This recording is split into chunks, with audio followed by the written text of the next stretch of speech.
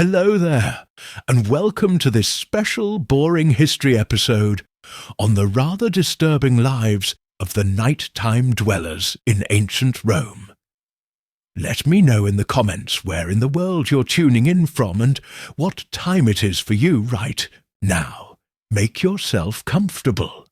Dim the lights, let your shoulders drop as the quiet hum of the day fades behind you. Close your eyes if you like, or just soften your gaze. Let your breath deepen slowly. Inhale and exhale as we drift, not just through time, but into the silence between candles, the hush of cobbled streets, and the nocturnal rhythm of a world long past. The world of Rome, when the sun had finally gone to bed. Picture the Roman sky, just past twilight. It's not quite dark yet, but the brilliant terracotta roofs have faded to shades of brown and shadow. The scent of wood smoke and oil wafts gently over the rooftops, carried by a breeze that nudges the linen curtains hung in windows, their edges fluttering like wings. You're standing at the top of one of the 7 hills, perhaps the Aventine, where the air is a little cleaner, a little quieter. From here, the city stretches below you like a living map. Stone walls, winding alleys, tiled roofs, and narrow courtyards that form a breathing organism of clay and light. Night in ancient Rome doesn't come with a single moment. There is no bun, sound, or flick of a switch. Instead, it arrives like a tide, washing over the streets inch by inch. First, the vendors in the forum pack up their remaining figs and bread loaves. Then, the blacksmiths douse their coals, the last red glow of iron fading into darkness by the time the lamps are lit. Small terracotta bowls filled with olive oil and cotton wicks. The city has begun its transformation. You walk slowly down a narrow vicus, a side street between insula, those towering apartment buildings made of timber and stone. The walls are close, and the night feels thicker here. You can hear muffled voices through open shutters. Someone saying a prayer to their household gods, another humming a lullaby in a language that hasn't been sung in centuries. The air carries 1,000 smells, dried herbs hung on a neighbour's wall, the tang of wine spilled from a clay cup, the faint rot of the nearby Tiber. And here comes a sound, soft, rhythmic, almost polite. The footsteps of the vigiles, the Roman night watch. Leather sandals over worn cobbles, a torch in one hand, a staff in the other. They pass you without a word, their tunics flickering in the light. Not soldiers, not quite peacekeepers, but something in between. Their job is to keep the night from swallowing the city whole. Somewhere nearby, a dog barks once, then is quiet. Inside the tenement next to you, a family of 6 settles into sleep. The room is small, and there's no privacy, but it's warm. They lie shoulder to shoulder on straw mats, each person turning just slightly, so their backs fit together like puzzle pieces. Above them, someone else coughs in their sleep. Those walls are thin, and the night carries sound like water.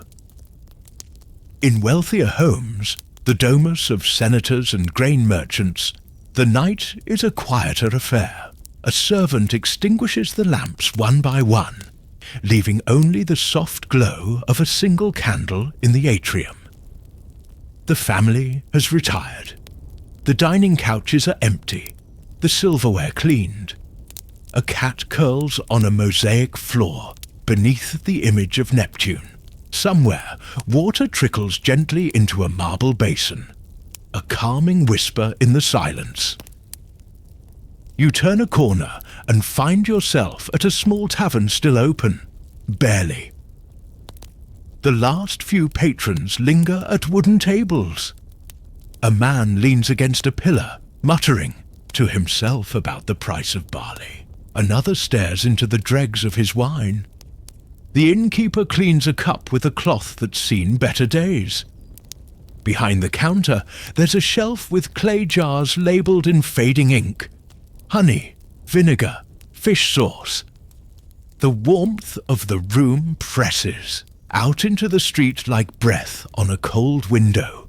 Outside again, and now the night deepens. A light mist creeps along the ground, curling around your ankles. The moon, a pale, thoughtful thing, hangs low in the sky. You follow the path of its light to the Subura district, where the streets are livelier, even at this hour. Subura never truly sleeps. It breathes, it murmurs, it shifts in its dreams. Lanterns still flicker here, hanging from doorways. Lovers whisper at corners. A flute plays somewhere behind a shuttered window. Slow, improvisational, almost hypnotic. You pass a baker's shop, and inside, a young man is already at work, though it's still hours before dawn. He moves with quiet rhythm, kneading dough on a stone surface. The scent of yeast is fresh and comforting. He yawns, wipes his forehead, and places loaves in a brick oven that glows from within. The bread must be ready before sunrise. There will be customers. In an alleyway not far off, a beggar curls beneath a broken arch, wrapped in a rough wool blanket. He clutches a small bundle, his belongings, or perhaps something more precious. His breathing is steady, deep. There's a calm in his stillness, as if he surrendered fully to the rhythm of the city. Rome at night is not a place of silence. It is a place of soft murmur, a lullaby of footsteps, the hush of wind through ivy, the drip of water from public fountains. Further along, you find a shrine dedicated to Mercury, tucked into a wall niche. There's a small oil lamp burning there, left by a traveller. Beside it, a worn coin, offerings to protect one's journey. The flame dances gently in the still air. You pause and take it in. You imagine the traveller who left it, cloak pulled, tight, eyes scanning the shadows, whispering a quiet hope to the god of roads and luck. And now your steps lead you towards the edge of the city, near the walls where the countryside begins. It's quieter here. The stars are clearer. The scent of pine from distant hills drifts in. An owl calls from a tree. You see the silhouette of a man walking alone, perhaps a messenger returning late. His torch is low. The path he walks has been trod by sandals for centuries, and will be for centuries more. You sit for a while on a worn stone bench beside a public fountain. The water flows without end, soft and steady. Time doesn't matter here. You breathe it in. The stillness, the damp stone, the coolness of night. Somewhere in the distance, a child wakes and cries. A mother soothes him with gentle whispers, stroking his hair until sleep takes him again. The world continues turning, even here. Even now, as you sit, your eyes drift closed. The lamp beside Mercury's shrine still glows. The baker's fire still warms. The dog that barked earlier has fallen asleep. Rome sleeps in layers. The poor in their crowded tenements, the the rich behind marble columns, the lonely beneath arches, the watchman patrolling with torch and staff, all of them held in the same blanket of night, stitched together by the silence, the hush, the rhythm. The night has deepened now. The city is quieter, its pulse slower. Only the faintest breeze stirs the branches of olive trees just beyond the wall. You rise slowly from the stone bench, your joints a little stiff from sitting so long. The sounds of the fountain fade behind you as your sandals touch the ground once more, soft against the uneven cobbles. The moon has shifted in the sky, slightly lower, slightly dimmer. Its silver light lays across the Via Appia like spilled milk. You follow it for a while, your steps light, unhurried, as if your body has learned the city's rhythm and no longer needs instruction. Rome at this hour seems to breathe differently. Each breath is long and slow, and you begin to match it. Inhale and exhale, the kind of breath that eases worry from the shoulders and dulls the hum of thought behind your eyes. You pass by a stone archway, part of an old aqueduct, and beneath it a man sleeps beside a mule. The animal's ears twitch at your footsteps, but it does not stir. Its breath rises in clouds, warm in the cool air. The man has wrapped himself in a thick cloak, worn thin in places, but enough to keep the chill away. They'll likely continue their journey at first light, when the markets open and the city stirs once more. The torchlight of a nearby vigil flickers along the wall, casting long shadows like fingers reaching into the darkness. He doesn't look at you, but you feel his presence. Steady, alert. He scratches at his chin, then walks on, disappearing around the curve of a narrow street. His sandals slap softly against the stone, and then silence returns. You enter a quieter neighborhood now, one of the wealthier ones, where the domus houses line the street like quiet ships in a harbor. The scent here is different, fresher, a faint blend of laurel and incense, a trace of perfumed oil. Behind one of these walls, a woman sleeps beneath a woolen blanket, her hair braided loosely, a silver ring on her finger catching a sliver of moonlight. A servant girl lies curled near the doorway, her duties finished for the night, her face turned toward the cooling floor. Farther along, you pause beside a small courtyard garden. A fig tree stands in the center, its branches still and bare. The fountain here is different from the public ones, delicate, made of carved marble, shaped like a dolphin. The water trickles out in a thin stream, no louder than a whisper.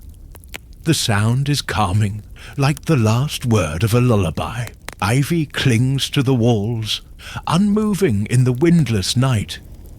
And now your path turns toward a part of Rome often overlooked in daylight.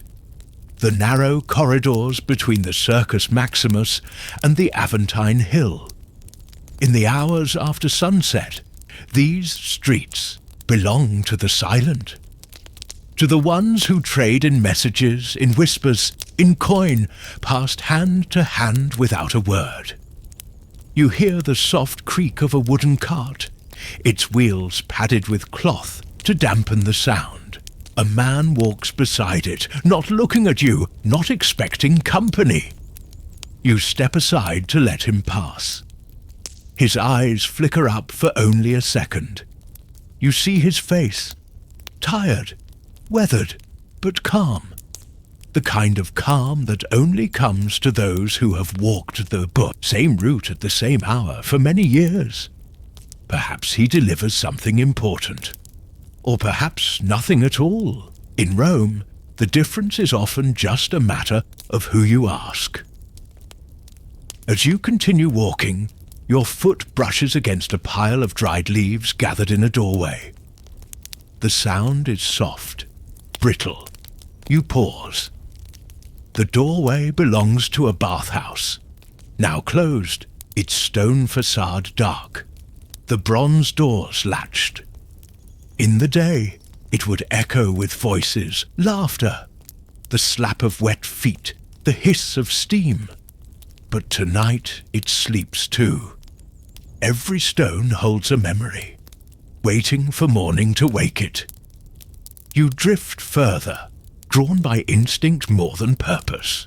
The city guides you, not with signs, but with subtle invitations. The slope of a path, the scent of something cooking in the distance, a flicker of firelight behind a cloth curtain. You stop at a small popiner, just a stall really, where a man ladles thin soup into wooden bowls. A pair of older men sit on stools, their backs hunched, speaking in soft Latin tones. You catch only fragments, something about taxes and a grandson's birth, and a neighbour's broken fence. Their voices fall like dust, slow, gentle, already fading. You don't stay. You keep walking, the way someone walks through a dream. Hurry without doubt, knowing somehow that every turn leads you deeper into the stillness. The streets narrow again. Above you, clotheslines sway gently between buildings, though there is no wind. A cat stares down at you from a windowsill, eyes gleaming. It does not blink. In this part of the city, people live tightly packed, yet somehow more privately. You pass a room where a woman sits beside a dying candle, mending a garment in her lap. Her fingers move with practiced care, though her eyes are heavy. The thread slips through fabric like a river, and the sound of the needle-piercing cloth becomes a rhythm you carry with you as you move on.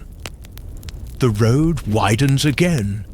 You find yourself before the Theatre of Marcellus. Grand, but not as grand as the Colosseum. It sits half in shadow, its tall arches silent. Once, voices echoed here. Applause, laughter, the ringing cry of orators. But tonight, it is empty. The columns stand like tall ghosts watching the stars. You sit on the edge of a broken column and look up. The stars above Rome are different, not because they shine brighter, but because they carry weight. Thousands of years of eyes looking up just as you do now. Gladiators, emperors, merchants, children, all of them under this same sky, asking the same quiet questions. You breathe in deeply and let that thought settle in your chest like warm water. You hear footsteps behind you, slow, hesitant.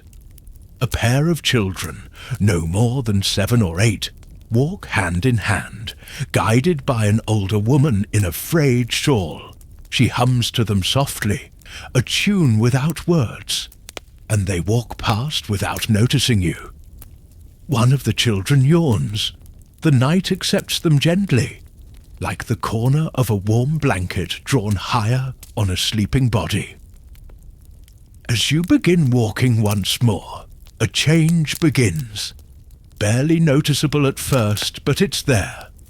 The air is thinner. The breeze now carries the first scent of morning. Not morning itself, but the idea of it. Like the hush before birdsong. A few lamps in windows are already extinguished.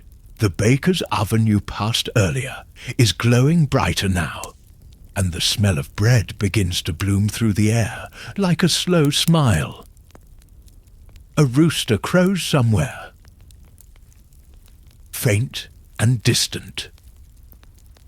You've reached the Janiculum Hill, overlooking the rooftops. Below, The city lies beneath you like a vast, quiet sea. From here, it doesn't feel like stone or noise or smoke. It feels like memory. A hush drapes over the entire scene, as though the world is holding its breath. You sit again, this time on a carved stone wall. Your body is heavier now, softened by the night, by the silence, by the pace of this place that refuses to rush. The breeze on the Janiculum hill grows cooler as you linger, still seated, the ancient stones beneath you holding a trace of warmth from the day now gone. Above you, the night sky hangs heavy and calm, deepened into its final shade of indigo. The stars blink slowly, like tired eyes refusing to shut just yet. You take in a long, deep breath. There is no urgency here. No bells, no alarms. Only time. Endless, slow-moving time. Far below, the great city still slumbers. Rome stretches across the land like a sleeping animal. Muscles relaxed, breath steady. Body warmed from within by the embers of ovens, the coals of torches, the breath of its people tucked away in their beds. From this height you cannot hear them, but you can feel the hush. The Tiber moves in the distance, slow and black beneath the starlight. It carries with it all the hours of the day, drifting them downstream toward the sea. You rise slowly from your place and begin to descend, letting your feet find the worn, familiar paths back down the hill. Pebbles crunch softly beneath your steps. A lizard darts across the path, disappearing into the brush. It too moves without haste. At the foot of the hill, a small roadside shrine awaits, built into the base of a wall, no more than shoulder height. It holds the faint scent of melted wax and crushed rosemary. 3 tiny oil lamps flicker inside, their flames steady despite the breeze. One has burned nearly to the end, its oil a thin golden pool beneath the blackening wick. The stone is warm to your touch, having absorbed the day's heat. Someone left a small offering here, a plum, half withered but carefully placed. A whispered prayer floats in the air, though no voice speaks it aloud. As you walk, the city begins to shift again. Not all at once, not loudly, but like a sheet being pulled gently away from a resting body. One by one, lamps are snuffed out. A final cough echoes from a window and is gone. A door creaks slowly open and then closed. Even the night seems to be turning in its sleep, adjusting its grip before morning takes hold. You pass a group of stone, steps leading down into the Subura district again, still thick with shadows. The air here is more humid, more intimate. You hear the soft clink of metal. A man with a bundle of keys fastened to his belt moves between doors, checking bolts, sliding wooden bars into place. He hums, low and tuneless. Perhaps he's a watchman, or perhaps a doorkeeper paid to guard the shops at night. He does not speak to you, but he nods once, the gesture barely more than a breath. A cat follows him, or maybe it just happens to be going the same way. At a nearby tenement, a mother rises slowly from her mat. Her baby stirs beside her, but does not wake. She moves carefully, wrapping herself in a shawl. She kneels before a small altar near the hearth, no larger than a handspan, where a figure of a household god, perhaps a Lares, stands in simple clay. She offers a pinch of grain, murmurs a prayer, and touches the idol with 2 fingers before turning back. She does this every night, a ritual more ancient than the city itself. The baker's fire, too, is brighter now. You turn down a lane and find the scent drawing you closer. Fresh dough rising, flour floating like pale mist in the narrow air. He stands with sleeves rolled high, arms coated in a thin dusting of white, his hands moving rhythmically over the wooden table. The dough stretches and folds like muscle. You pause, watching without speaking. He glances up, meets your gaze briefly, then returns to his work. A small smile plays on his lips. There is comfort in routine, in the way bread always needs time, warmth and patience, just like the city itself. The oven crackles, a low, steady sound. One of the loaves is nearly done. He opens the oven with a hooked rod and draws it out, steam rising into the cool night. The crust is golden and split just slightly at the top. He places it on a cloth, then covers it with another. The scent is rich, familiar. A promise of morning. You move on. The next street is darker.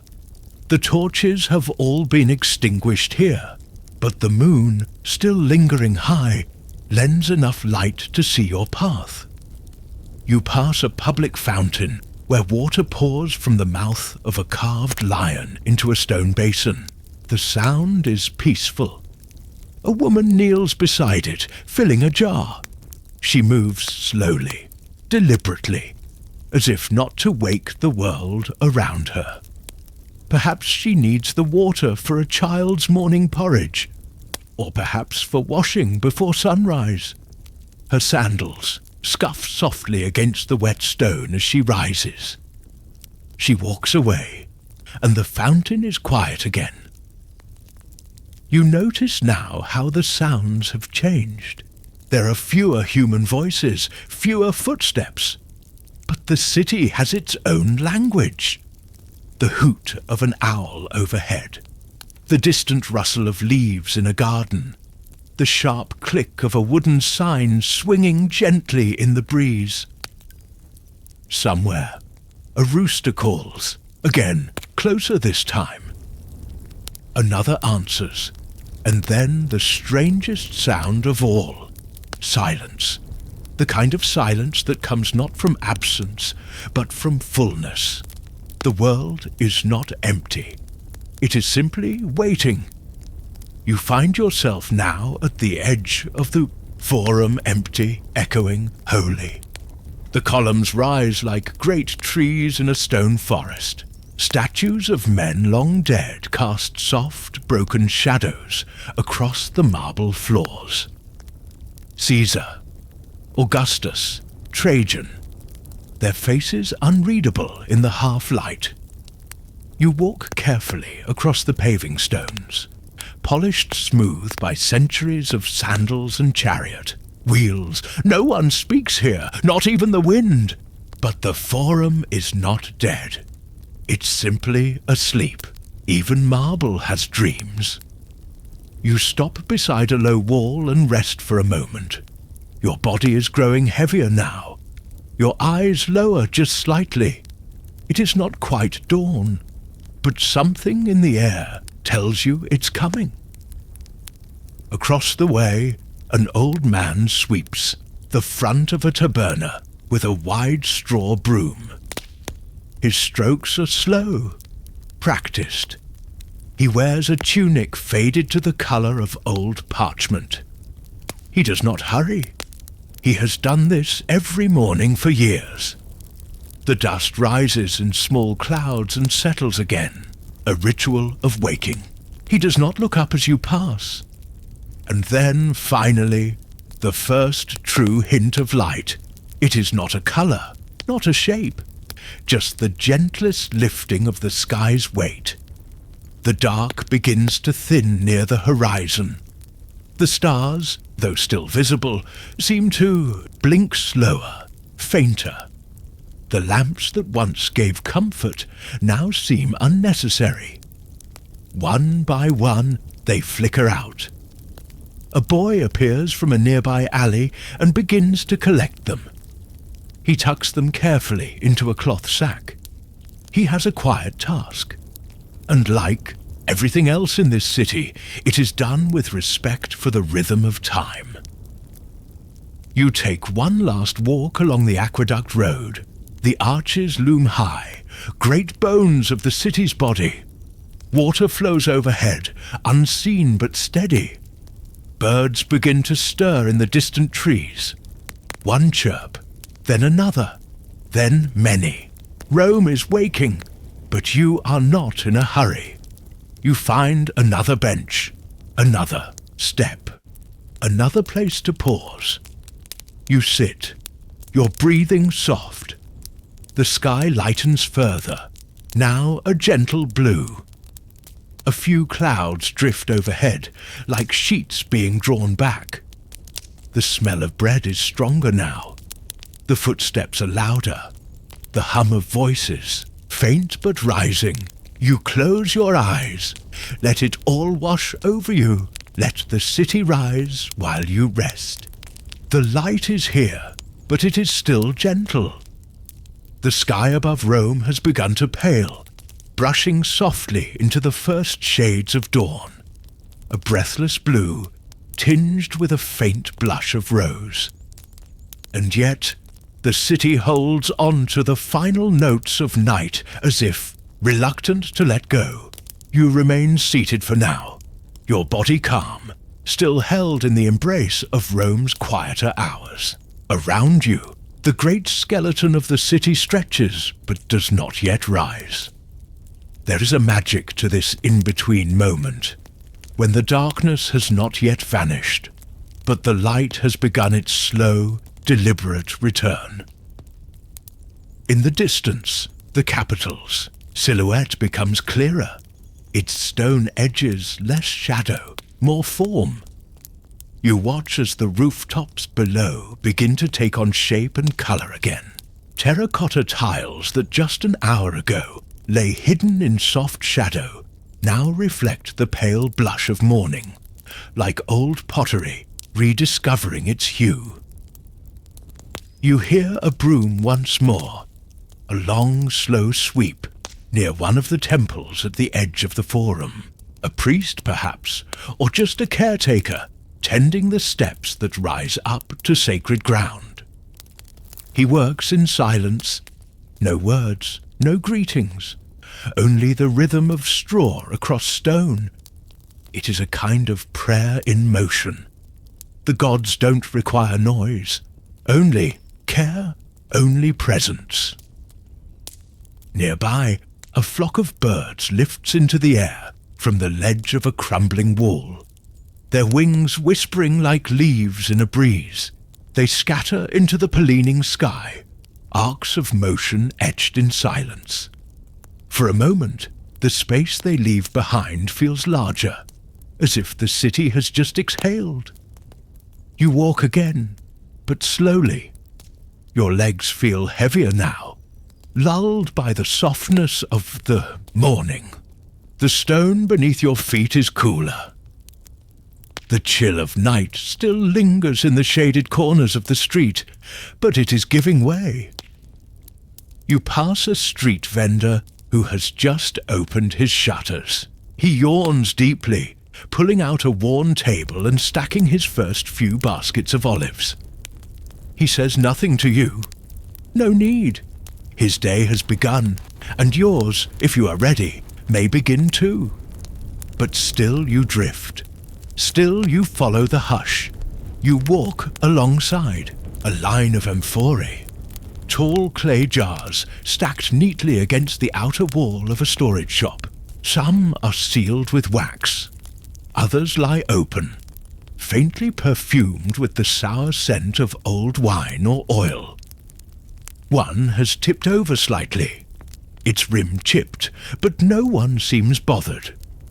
In this city, imperfection is part of the rhythm. Even the broken pieces are simply another kind of pattern. From a window above, a woman begins to sing. The tune is soft, perhaps something she heard in childhood. Her voice is untrained but warm. She is not singing for anyone, just for herself, for the light, for the feeling of air moving through her lungs. Her song drifts down like falling petals, brushing the walls of the street. A boy walks past with a basket under one arm. Inside are small loaves, still steaming. He knocks gently on a door, hands one over, takes a coin, and continues without pause. It is a ritual. He has done it before. He will do it again tomorrow. And the day after, the sun's light touches the dome of a distant bathhouse now, crowning it in gold. You can almost hear the echo of what it will become in a few hours. Men greeting each other in steam, attendants pouring water over hot stones, the gentle splash of immersion. But for now, it is silent. Even the water waits, and what of the others? The street sweepers, the slaves rising from straw mats in underground rooms, the scribes who dip their pens in morning ink, the lovers who watched the stars together only hours ago. Where are they now? They are here, all around you, some walking quietly behind wooden carts, some whispering last words before parting, some still asleep, cocooned in wool blankets behind cracked shutters. Rome is made of thousands of rhythms, thousands of breathings in and out, thousands of hearts that beat just a little slower before the sun is fully overhead. You turn toward the Palatine now, climbing the gentle slope where the wealthy once built their homes above the bustle. The air is cleaner here. The sound of water trickling from a hidden cistern accompanies your steps. A gardener sweeps fallen leaves into piles near a low marble wall. He is careful not to disturb the beds of herbs, rosemary, thyme, and rue. The fragrance hangs lightly in the warming air. From this height, you can see the roofs more clearly. The sweep of clay tiles, the staggered terraces, the slow curl of smoke from kitchens being kindled. Rome is waking, but delicately. No clang, no rush, just soft return. You pause at a column carved with ivy and laurel. Your fingers trace the grooves slowly, the stone still cool to the touch.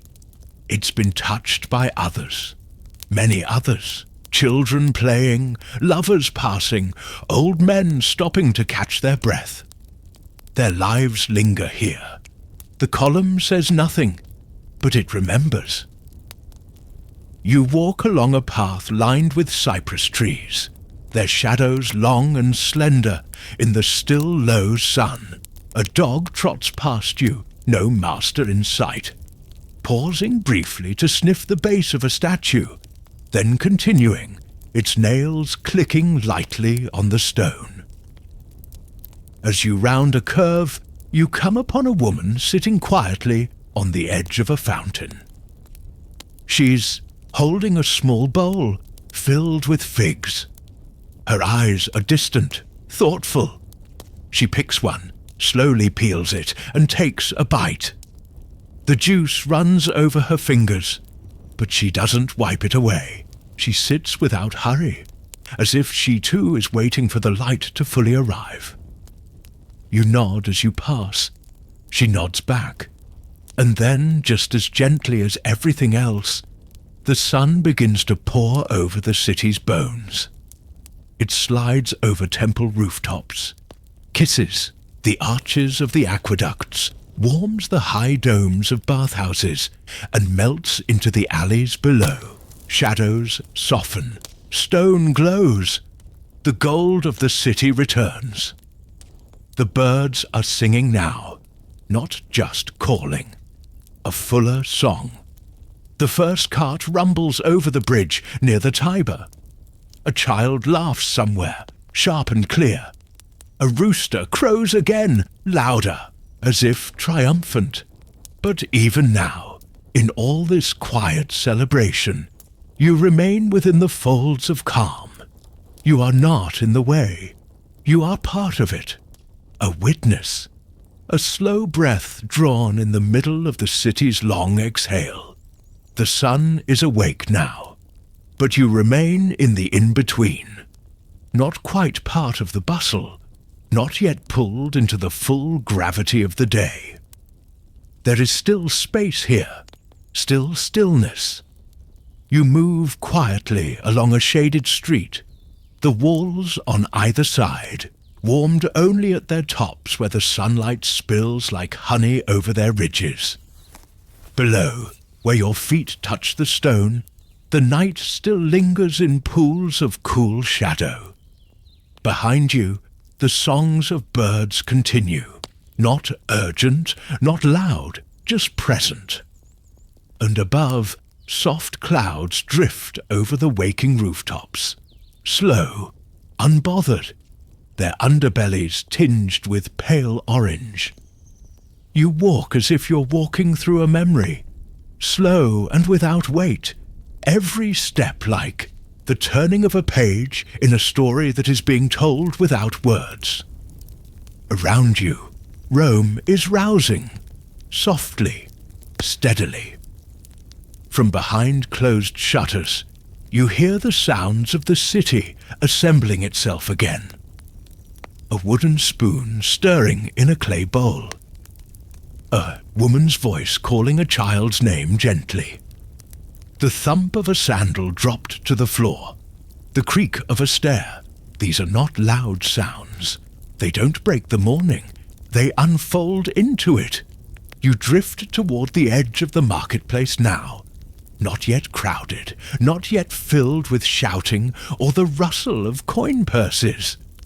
Instead, there are a few quiet figures moving like actors in a slow dream.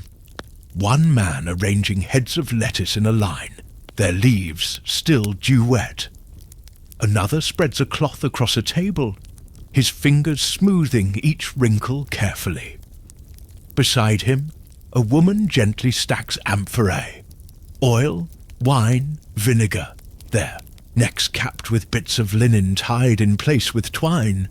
They speak little, a nod here, a glance there. No one rushes. The day is long, and the city has taught them patience.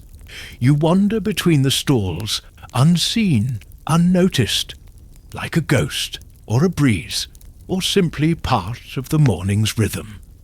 A young girl carries a basket, filled with fresh herbs, basil, mint, lavender. She trails behind her father, her fingers brushing the leaves as she walks. The scent follows her like a delicate thread. Beyond the market, you hear the slow roll of a grinding stone. Millers at work, turning grain into the flour that will feed the city by noon. The stone wheel circles again and again, its sound deep, rhythmic, like the heartbeat of the city itself. And nearby there is water, always water. You find yourself near a bathhouse, still closed to the public, but inside the attendants are already at work. You pause just outside a half-shuttered window and listen. The sound of steam rising, soft like a sigh. The splash of water poured over stone. The rustle of cloth being folded. One attendant hums under his breath as he carries a stack of towels from one room to the next. Another adjusts the temperature of the coldarium, lifting a wooden panel to check the glowing. Coals beneath. The bathhouse will soon awaken too. Voices will rise there eventually. Arguments will be had, and gossip will bloom in warm corners. But now, only silence. Warm, water-scented silence. You step away again, drawn toward a colonnaded walkway, where marble columns cast long shadows across mosaic floors. Here, The early sun filters through in golden slants, painting everything it touches in soft light. A stray dog lies curled in the shade, its ears twitching now and then, lost in some silent dream. A young man leans against one of the columns, half asleep, his head tilted back, lips slightly parted. His scroll lies in his lap, forgotten. And just beyond, the baker's door is wide open now. You pause at the edge just for a moment. Inside, the scent of bread is rich, warm, comforting. Loaves lined up in perfect rows. Flatbreads draped on hooks, their surfaces browned just so. A small boy reaches up to take one, as the baker laughs softly, handing it over without a word.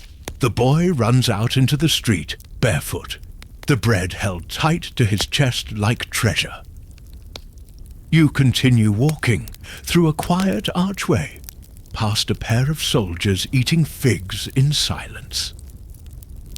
Down a short stair, where someone has spilled grain that now crunches faintly beneath your feet, and then a courtyard, hidden, tucked behind tall walls and a carved wooden door.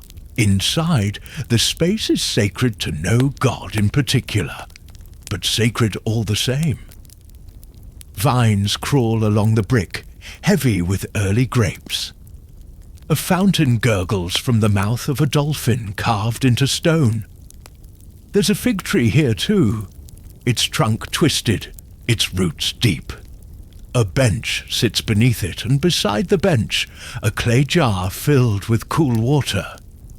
You sit again and breathe. The city feels distant from here, though it is only steps away. You can still hear the faint tap of footsteps, the rustle of linen, the call of a vendor, the clatter of pottery being unpacked. But they're muted, softened, like voices heard through thick fabric. A woman enters the courtyard, carrying a basket of laundry. She nods to you. Not a greeting exactly, just a quiet acknowledgement that you too are part of this place, for now. She kneels near the fountain and begins her work. One cloth at a time. Rinse, wring, fold, stack. The sound of dripping. Water keeps time. You look up. The clouds are thinner now. The sky is opening. The city has begun to shimmer again. Not with noise or chaos, but with texture, with motion, with ancient breath. Rome is not loud. Rome is alive. You rise. One final turn leads you down a winding alley, where ivy hangs thick from the rooftops. The shade is deep here. The night clings to it a little longer than the rest of the city. A man stands at the end of the alley, lighting a small lamp beside his doorway. It seems strange, lighting a lamp after sunrise. But then you see. He's not lighting it for the day. He's keeping it lit for someone not yet home. And as the scent of oil and smoke rises, as the sky continues its slow climb toward full brightness, as the day sharpens ever so gently, you find yourself once more at the edge of waking, the edge of remembering. You walk slowly now, deeper into the morning that feels not quite morning. The sun is surely risen. It spills across rooftops and trickles into courtyards. But the pace of the city has not yet caught up. There's a tenderness to these hours, a softness to Rome that is hidden later in the day, veiled by the noise and movement that come when every trade and task begins its rhythm. But not now. Not yet. Your footsteps take you along a narrow lane lined with potted plants, figs, rosemary, and something fragrant and unfamiliar, perhaps brought by a sailor from the Levant. They sit in old amphorae, cracked and reused, soaking up the early warmth. Bees hover lazily between them, moving as if still half asleep, drunk on the scent of morning. You pause at a doorway, slightly ajar. Inside, a woman combs her daughter's hair. The girl is small, perched on a low stool, swinging her feet. She is wrapped in a simple woolen tunic, her arms bare, her eyes still puffy with sleep. The woman's fingers move gently, working the knots from the curls. She hums a lullaby that doesn't quite end, doesn't quite begin.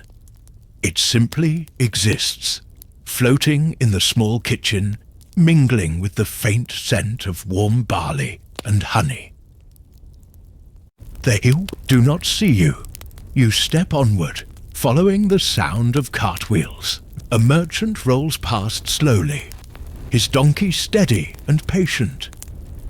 The cart is filled with bundles of greens wrapped in woven cloth, small earthen pots of herbs stacked carefully at the edges.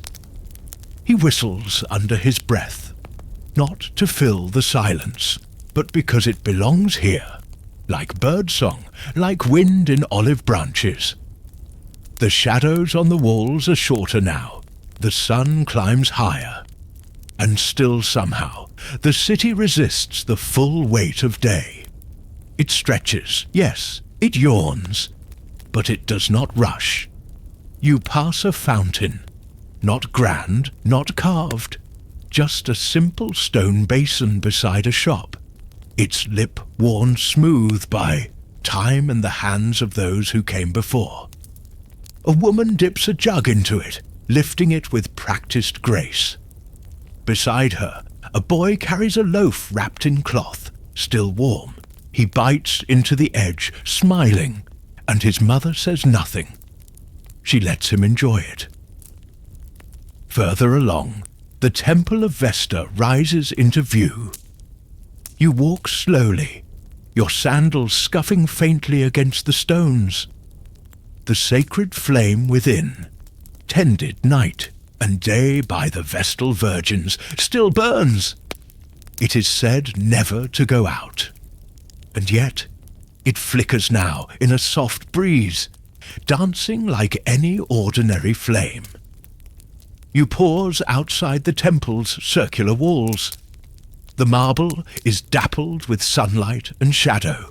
A priestess sweeps the steps, barefoot, serene, her white robes brushing the ground. She pauses too, just a moment, tilts her head as if listening, not to you, to something else. A silence deeper than silence. And then she resumes. The smell of incense drifts out from within, not strong, a whisper of spice and ash.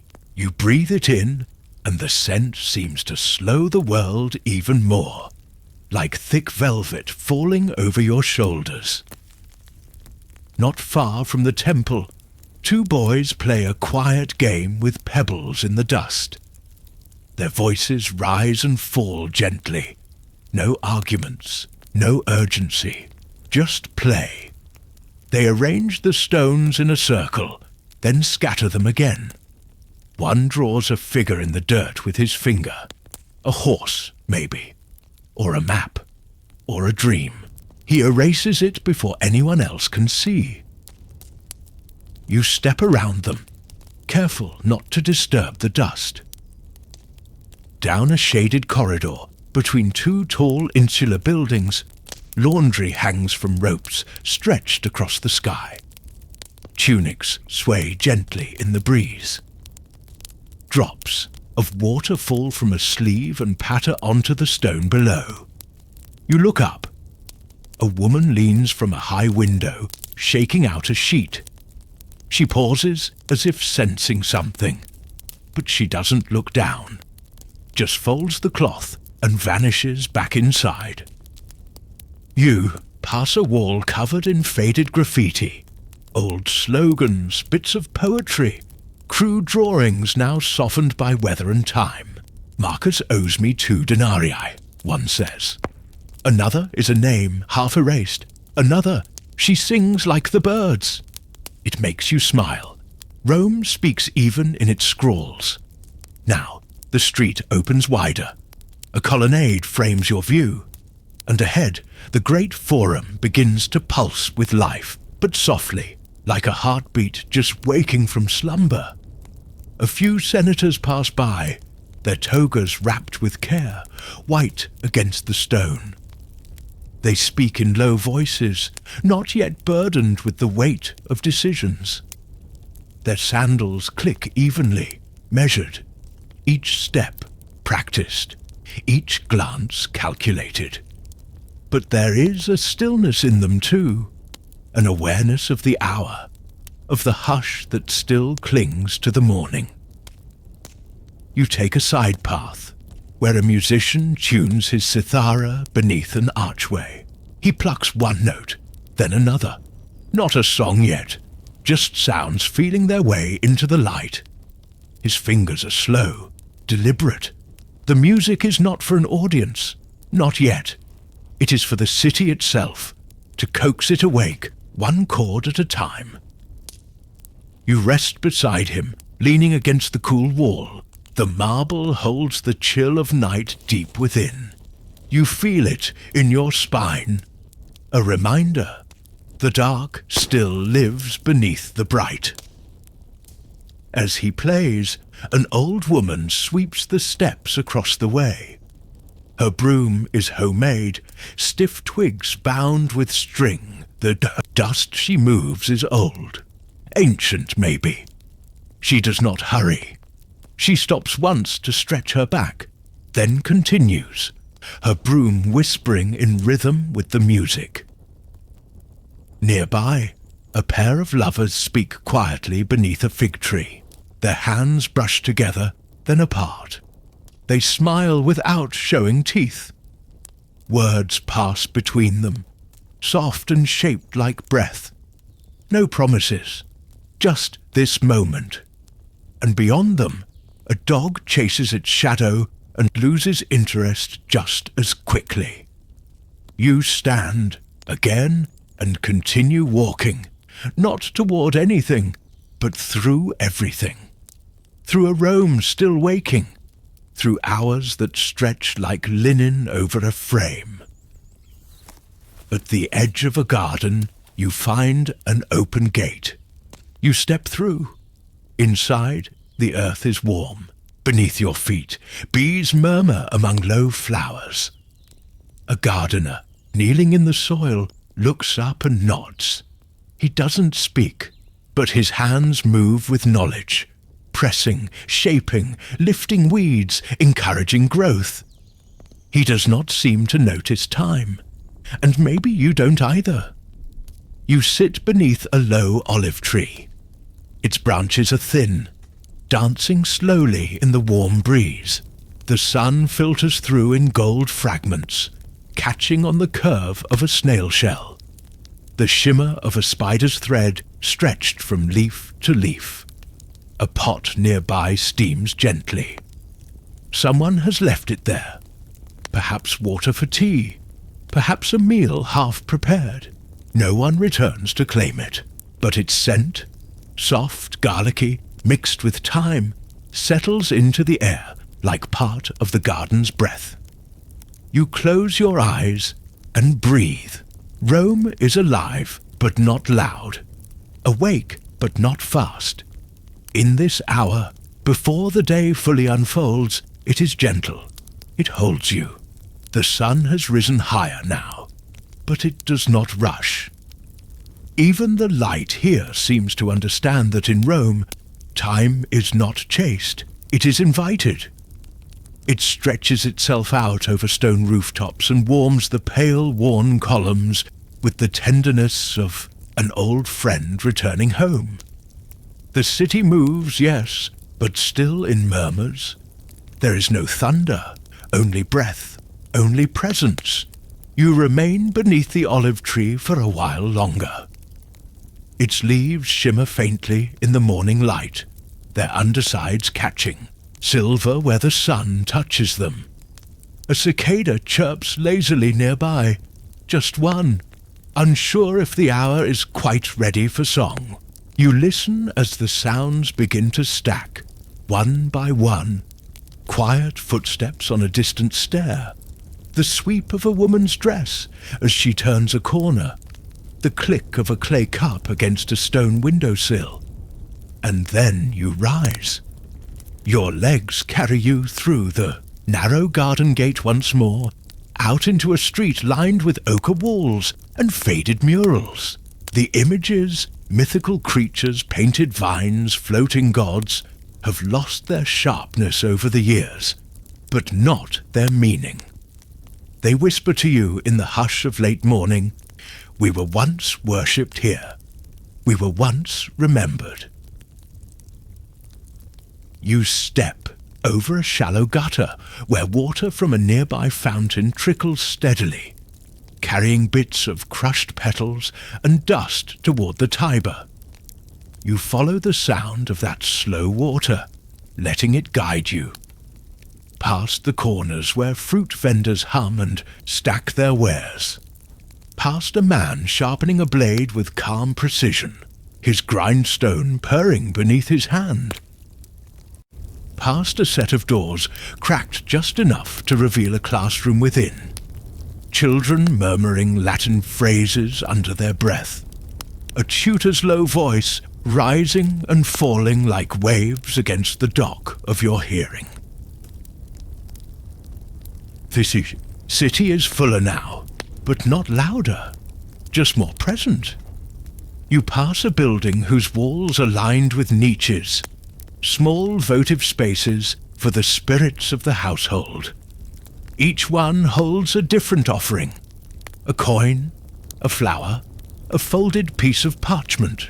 It is said that if you whisper your wish into one of these, it will be carried by the city itself, through brick and breath and memory, until the right ear receives it. You pause, whisper nothing, and continue. Along the street a cart rolls slowly by, pulled by a pair of donkeys with tired eyes and flicking ears. Its wheels creak softly as it carries fresh firewood through the lanes. Behind it, a man carries a lute across his back. He isn't playing yet. He only hums. The sound slips between buildings, barely there, like the hum of heat against stone. Your path bends again, and you find yourself before a quiet household courtyard, where a woman tends a small altar to the household gods. Her fingers move with reverence, placing a pinch of salt, a drop of oil, a sliver of bread. She kneels briefly, eyes closed, then rises and returns inside without looking back. Even now, the sacred still lives quietly in the everyday. And so you walk, drawn toward the edge of the Aventine Hill. The view opens before you, a wide stretch of city rooftops, domes, and rising smoke curling slowly into the calm blue sky. The Tiber gleams below, its surface interrupted only by the occasional ripple of a passing boat or the soft wings of a bird skimming its edge. A fisherman stands along the bank. His line is slack. He stares into the water without urgency, without expectation. He might have been standing there since before the sun rose. He might stand there long after it sets again. Rome has taught him patience. To your right, a fig tree leans out over a crumbling garden wall. Its leaves are wide and leathery, and a few of the figs have begun to soften in the heat. One falls with a soft thump, splitting slightly on the stones. Below, no one moves to collect it. Not yet. There is always time. Beneath the shade of a portico, an elderly man sits on a stool, his eyes half closed. In his lap is a folded cloak, neatly repaired. He doesn't speak. He doesn't need to. His silence joins the soft symphony around him.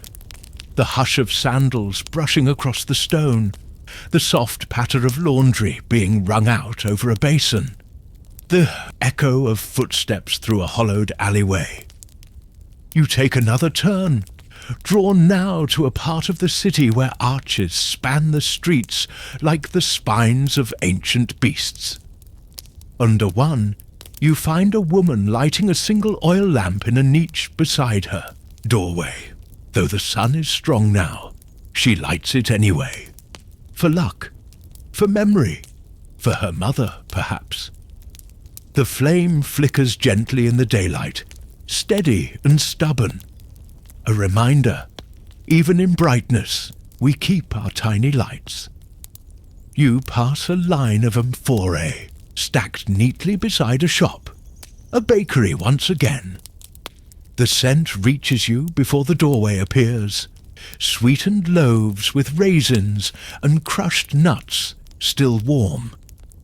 A child waits outside with a small bronze coin in his hand, his eyes wide with hunger and hope.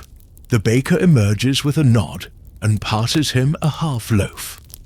No words are exchanged.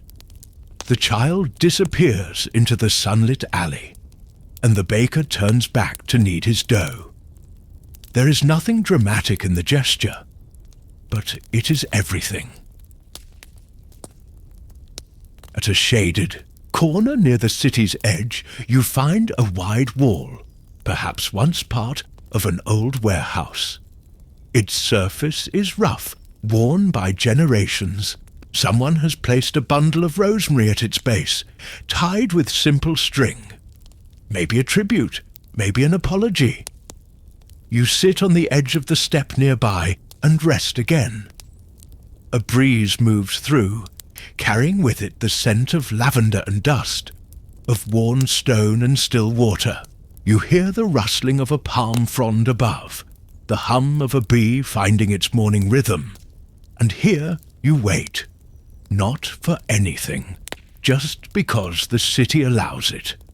Not all who walk here are in motion. Some stay still. Some, like you, drift between shadows and light, between thought and sleep, between history and dream. The sun is strong now, but not harsh. It paints the streets with soft gold, stretches shadows into long lines that lie quiet against the earth. In the distance, the bell of a temple tower rings once, not to summon, not to warn, just to mark.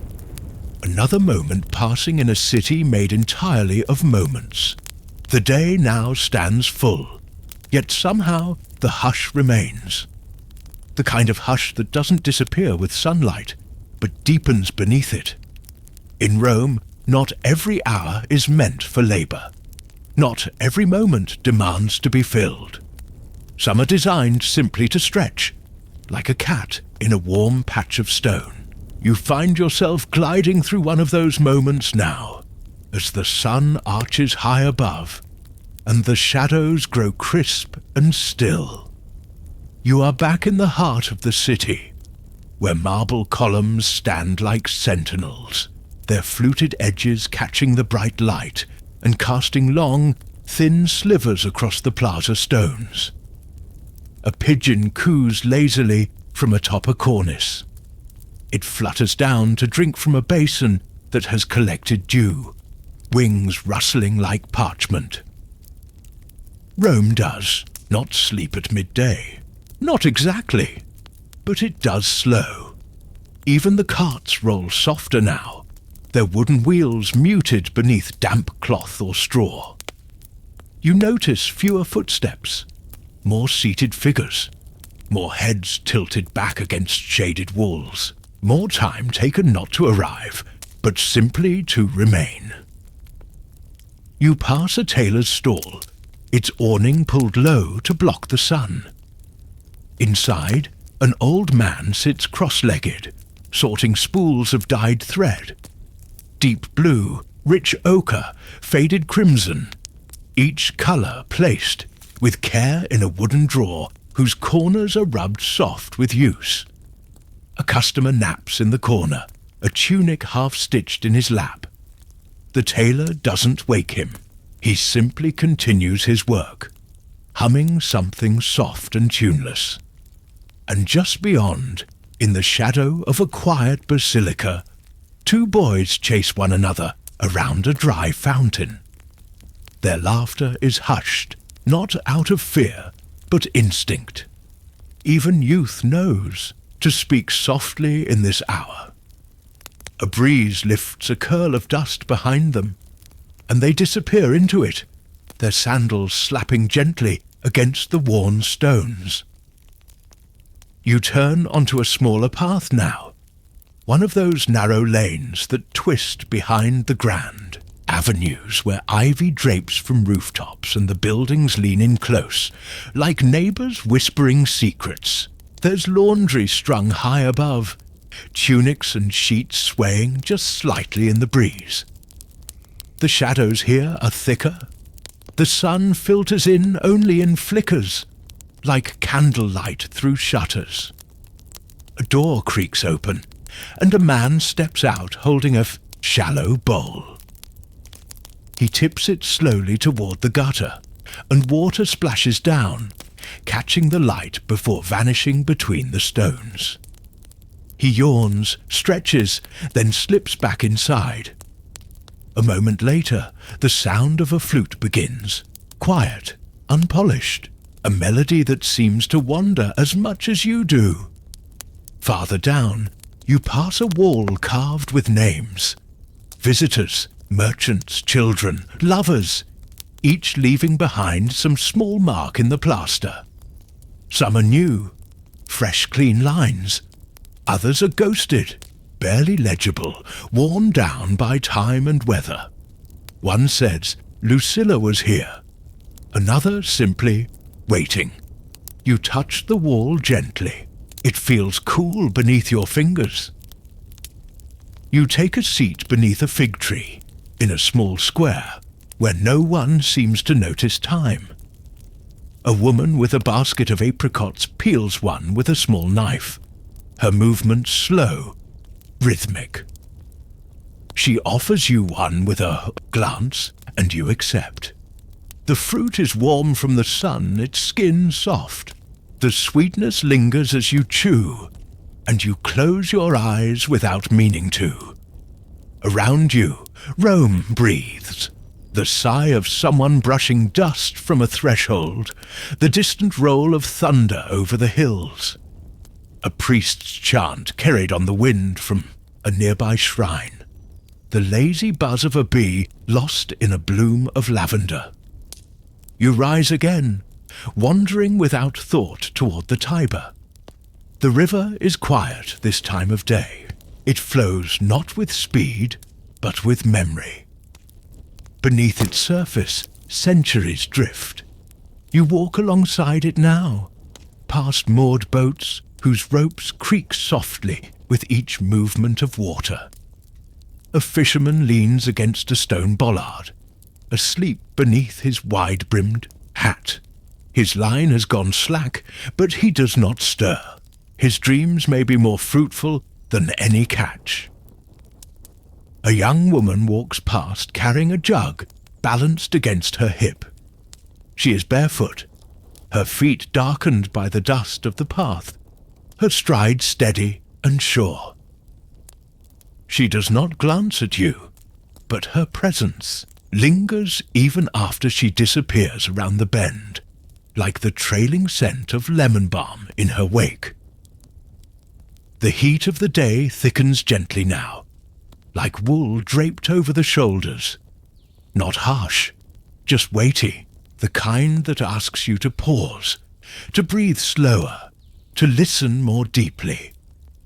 You follow the curve of the river until it leads you to a shaded arch, where a mason has paused in his chiseling to eat his midday meal. He breaks a small loaf, dips it in oil, and eats with the calm patience of someone who knows the stone isn't going anywhere. Beyond him, the arch opens again into a courtyard where shadows fall at angles like sundials frozen in place.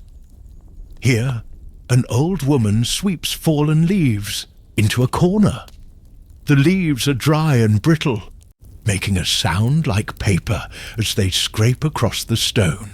She pauses only once to adjust a pin in her hair, and then continues, letting the broom keep time. It is here you pause again. There's a low bench in the shade, carved with dolphins and sea creatures now smoothed by years of passing hands. You sit. A breeze lifts your tunic ever so slightly. You close your eyes. You imagine the city around you breathing with you.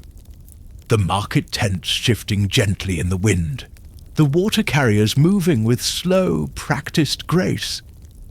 The sleepy donkeys braying quietly behind the taverns, the guards at their posts blinking into the light, their spears held but unused. Everything holds stillness within motion. Rome is never silent, but she is never rushed. As you sit, the warmth wraps itself around you like a soft blanket. Somewhere, a small bell rings, perhaps a signal for a servant, perhaps a marking of the hour, perhaps just the echo of memory itself.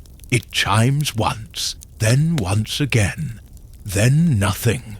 You stay seated, feeling the stone beneath you, the sun on your shoulder, the drowsy pulse of a city wrapped in its slowest hour. The air has thickened now with a calm, golden weight. Afternoon settles over the city not like a hammer, but like a sigh. Rome has not grown loud. It never truly does. But the silence has changed. Where morning held softness, and midday held stillness, this hour offers reflection. A warmth that doesn't rush. A mood of waiting without urgency. You rise from the old dolphin-carved bench, limbs slow, head light. There's a pleasant heaviness in your body now, the kind that comes from wandering without goal, from breathing without thought, from resting in a place that does not demand anything from you. The sunlight is no longer overhead. It leans now, casting longer shadows across the alleyways, and brightening the edges of buildings with a glow so delicate it almost feels like candlelight. You walk again, turning corners, not because they lead somewhere, but because they exist. You find yourself on a narrow street lined with shuttered windows. Some are open just a crack, allowing whispers of cool air to slip inside. You hear the soft clink of pottery, the low voice of a woman telling a story to a child, the creak of a chair being leaned back on two legs, and all of it feels private. Nothing hidden, just unbothered by your presence. In a shaded doorway, an older man plays a game with polished stones on a carved board. He sits cross-legged, utterly absorbed, moving each piece with fingers that tremble just a little from age. A second player watches him closely, arms crossed, silent. Neither speaks. They do not notice you, or if they do not mind. The breeze shifts. It carries the scent of rosemary and lemon oil, of bread turned crisp in a tavern oven, of something sweet and toasted and not yet named. You follow it to a courtyard ringed with low stone walls, where a woman stirs something thick in a shallow pan. Her movements are slow, circular. She doesn't look down, only ahead, as if the rhythm of stirring is something learned long ago and now lives in her hands. Behind her, a man carves a small figure from olive wood. His knife is small, his movements careful, his lap covered in curls of fragrant shavings. The shape he's making is not clear yet. Maybe a bird, maybe a god, maybe something only he will ever recognize. You pass beneath a hanging vine that brushes your shoulder, its leaves warm from the sun, its tendrils reaching down like curious fingers. And then you are in the forum once more, but changed now. The open space feels broader, gentler. The crowds are thinner, voices quieter. The stone seems to hold the light rather than reflect it. You walk alongside a long colonnade where shadows stretch in perfect lines. A stray cat darts between the columns, tail high, head alert. It pauses only once, then disappears around a marble base. The rhythm of your steps falls into the pattern of the city. Measured, slow, unquestioned. In the distance, someone strums, a lyre. The notes echo faintly off the stone and drift upward into the softening sky. You pause near a statue of a long-forgotten hero. His name, once carved deep into the pedestal, is worn smooth now, but his eyes, chiseled from stone, still look forward with calm confidence, as if Rome's slowness was always part of his world.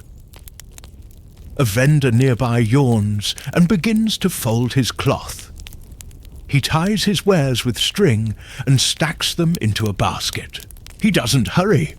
The market day ends not with a bell, but with a shrug. When the light begins to soften, everything follows.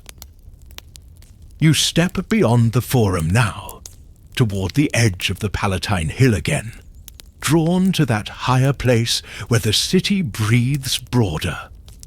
As you climb, you hear it again. Water. Always water. A gentle trickle from a channel carved into the hillside. You pause to drink from a spout shaped like a lion's mouth. The stone damp and cool beneath your fingers. The water is clear, crisp, not sweet, just right. At the summit, the view opens once more. You stand beneath a cypress, its trunk dark and tall, its scent sharp in the golden air. Below you, Rome stretches wide. Temples, rooftops, courtyards, gardens, arches, roads disappearing towards distant hills. And over it all, the sun casts its final golden thread. You sit on the edge of a terrace wall. It's warm beneath you. Someone has left behind a folded cloth and a piece of bread half eaten. You don't touch them. They feel like they belong to another quiet story still happening just beyond your sight. Across from you, two women sit in conversation. Their voices are low, not secretive, just soft. They speak in that slow rhythm people use when no part of them wants to leave. They lean toward each other occasionally, nodding, smiling faintly, sharing some small history the city will never hear. Below, a boy walks along the river path carrying a string of fish. He doesn't run. He doesn't shout. He walks like someone who has never had to hurry a single moment in his life. You remain there as the light continues to dip. A little more gold, a little more shadow. The bells begin to ring again. Not all at once. Just a few, far off. A signal, a marking, not of ending, but of changing. You close your eyes and listen to the city's voice, the rustle of vines in wind, the slow shift of someone closing a shutter, the whisper of your own breath, matching the rhythm of Rome's. When you open your eyes again, the world is glazed in amber. Even the stone seems to glow from within. The temples look softer. The statues, almost alive. You feel it in your chest. that gentle, nameless ache that comes when a day prepares to let go. You walk back down the slope now, not with the goal of returning anywhere, but simply following the slope itself. The path winds past an old vine-covered wall where birds settle in for the night. Their chirps grow quiet, their wings still. The sky above begins its long, slow turn toward dusk. The shops are closed now, their wooden doors secured. The taverns are beginning to stir, their lamps lit, their hearths glowing. But you don't enter them. You remain outside, part of the space between places, part of the hour that stretches like a yawn before dreams begin. A woman steps into the street with a lantern, lighting the way to her doorway. The glow spreads across the stones and catches on the edge of a bronze plaque, revealing the name of someone long gone. You wonder who they were, what stories they knew, what evenings they lived. The light is leaving now, not quickly, not suddenly, but like the end of a long lullaby. Each note slower than the last, each breath a little softer, as if the city itself is tucking the day beneath a blanket. The sun has dipped beyond the hills, and what remains is the echo of its warmth, spread like melted gold across the highest rooftops, disappearing one sliver at a time.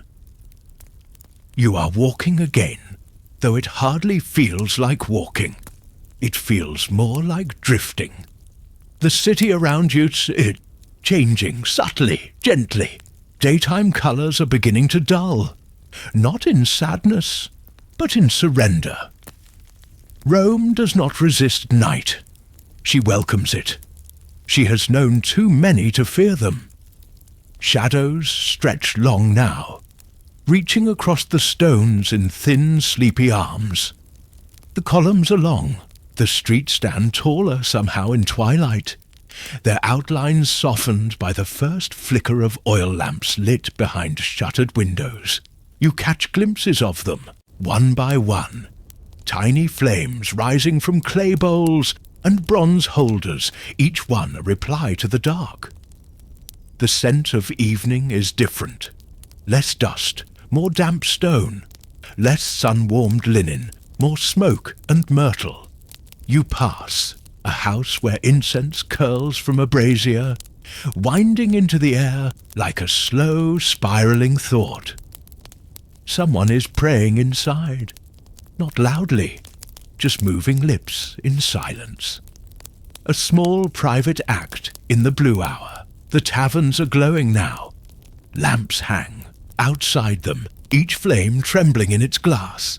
Inside, low voices murmur over bowls of lentils and cups of watered wine. The clink of bronze utensils. The sound of a stool scraping across stone. Nothing hurried. Nothing loud. Even here, where conversation gathers, the hush of night is respected.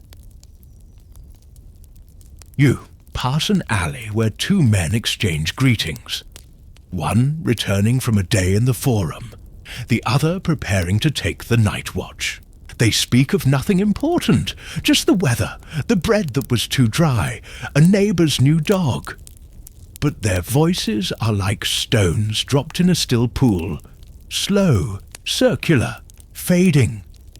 You reach the banks of the Tiber again, where the water now moves like dark silk beneath the sky. Lanterns float here and there on tiny wooden rafts, drifting gently with the current. Offerings, perhaps. Prayers sent to no one in particular. The river accepts them all. A boatman crouches on the shore, adjusting a rope. His movements are slow and certain. His eyes flick up toward the stars, just beginning to appear, as if checking to see whether the sky has remembered him. Above, the constellations take shape one by one, old friends finding their way home. You sit on a smooth stone, its surface still warm from the day. Around you, the crickets begin their chorus. Soft at first, then steady, then full. A song the city knows well. Not every part of Rome sleeps at once. Some things wake just as others rest. Across the river, a woman walks with a child on her hip. She hums a low tune, something that sounds like the rocking of a boat. Her steps match the rhythm. The child is already asleep, his face pressed against her shoulder, his small fingers tangled in her hair. You watch as she disappears into a doorway, her lamp flickering behind her.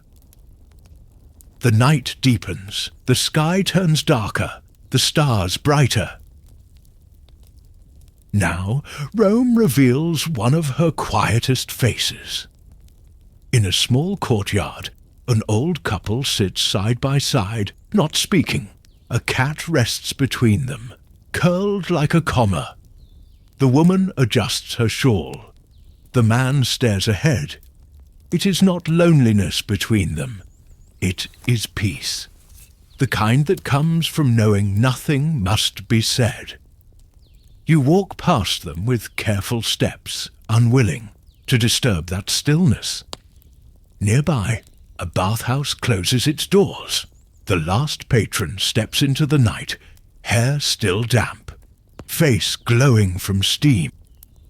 He nods to the attendant, who extinguishes the final torch, and the great doors swing shut with a muffled thud. Silence returns. Further on, a temple stands quiet beneath the moon. Its columns are wrapped in silver light, and at its base a fox darts into the shadow, unseen by all but you.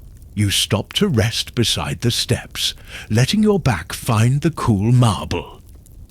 You feel the hum of the city beneath you, not loud, not forceful, but present. The kind of hum that speaks not in words, but in breath. Rome never truly sleeps. She rests, she quiets, she listens. Even now, deep into night, her heart beats beneath the stone. A musician plays nearby, a flute or something like it. The notes are slow, searching, full of space. You cannot see him, but the melody finds you all the same. It dances softly between archways, skimming the tops of still fountains, curling around corners like smoke. And above, the moon has taken its place. It is not full, not bright, just enough to soften everything it touches. The streets appear dreamlike now, bathed in silver and shadow. Statues seem to exhale. Doors creak, not in protest, but as if breathing too.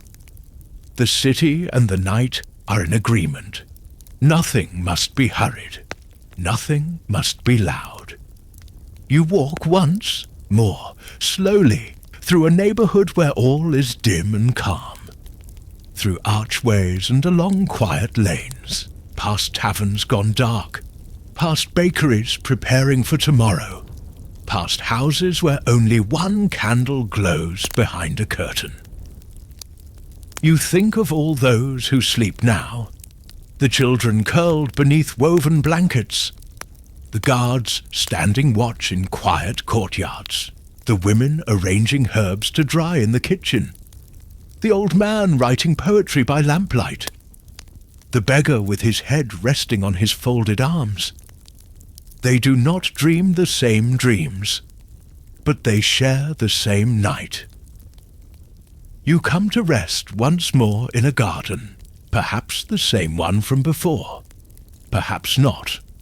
A bench welcomes you. The leaves above whisper. A fountain trickles nearby. And you sit, the moonlight paints your hands. The cool air cradles your shoulders. And your breath, slow and steady, joins. The rhythm of this sleeping city. No voices now, no footsteps, only the soft turning of the world beneath stars. The city is deep into night now. Not the soft blue of twilight, nor the glowing gold of early dusk. This is true night, heavy and quiet, like thick velvet stretched across the sky. A night that closes in, not with fear, but with surrender, kind that asks nothing of you except to stop, to breathe, to be. And yet, not all of Rome is sleeping. Beneath the hush, there are still lives unfolding, gently, quietly, moving through the darkness as if wrapped in their own soft cloaks of time. You are among them, still walking the narrow streets, still listening to the echoes, still tracing the edges of this sleeping world. The stars above are sharp now, clear and high and ancient. They look down on a city that has carried their gaze, for generations, the same constellations reflected in the eyes of emperors and beggars alike. The moon has climbed high, painting pale silver across the shoulders of statues and the curve of tiled roofs. You pass beneath a worn archway, where ivy coils tightly, its leaves rustling in the mild wind. A small gecko darts along the stone, disappearing into a crack without a sound. Behind a shuttered window, you hear a slow creak, the turning of a bed frame, a sleeper shifting, a sigh follows. Then silence again. A dog barks in the distance. Once, then again, softer. Perhaps it's speaking to something unseen, or perhaps to nothing at all. You come upon a small public fountain, lit by a single flickering oil lamp mounted in a wall niche. The flame dances, casting shadows that stretch and shrink across the faces of two carved dolphins spitting water from their mouths. The sound of the stream is constant, steady, almost meditative. You sit for a moment on the fountain's stone edge, and you feel the chill of night settling deeper into the city's bones. Your breath rises in small clouds now, not from cold exactly, but from the shift, the turning of warmth into something more hushed. The stones beneath you no longer hold the sun's memory. They are returning to coolness, returning to stillness. Behind you, a door opens gently. A man steps out, clutching a folded blanket in one hand, a cup of steaming barley water in the other. He nods to you without surprise. He's seen others like you, walkers, listeners, the ones who do not sleep when others do. He sits beside you, but does not speak. Together, you listen to the water. A bird rustles in the eaves above. A breeze carries the faint scent of burnt cedar and old incense. You remain there for a while. Minutes pass, or maybe hours. The night no longer marks time in numbers.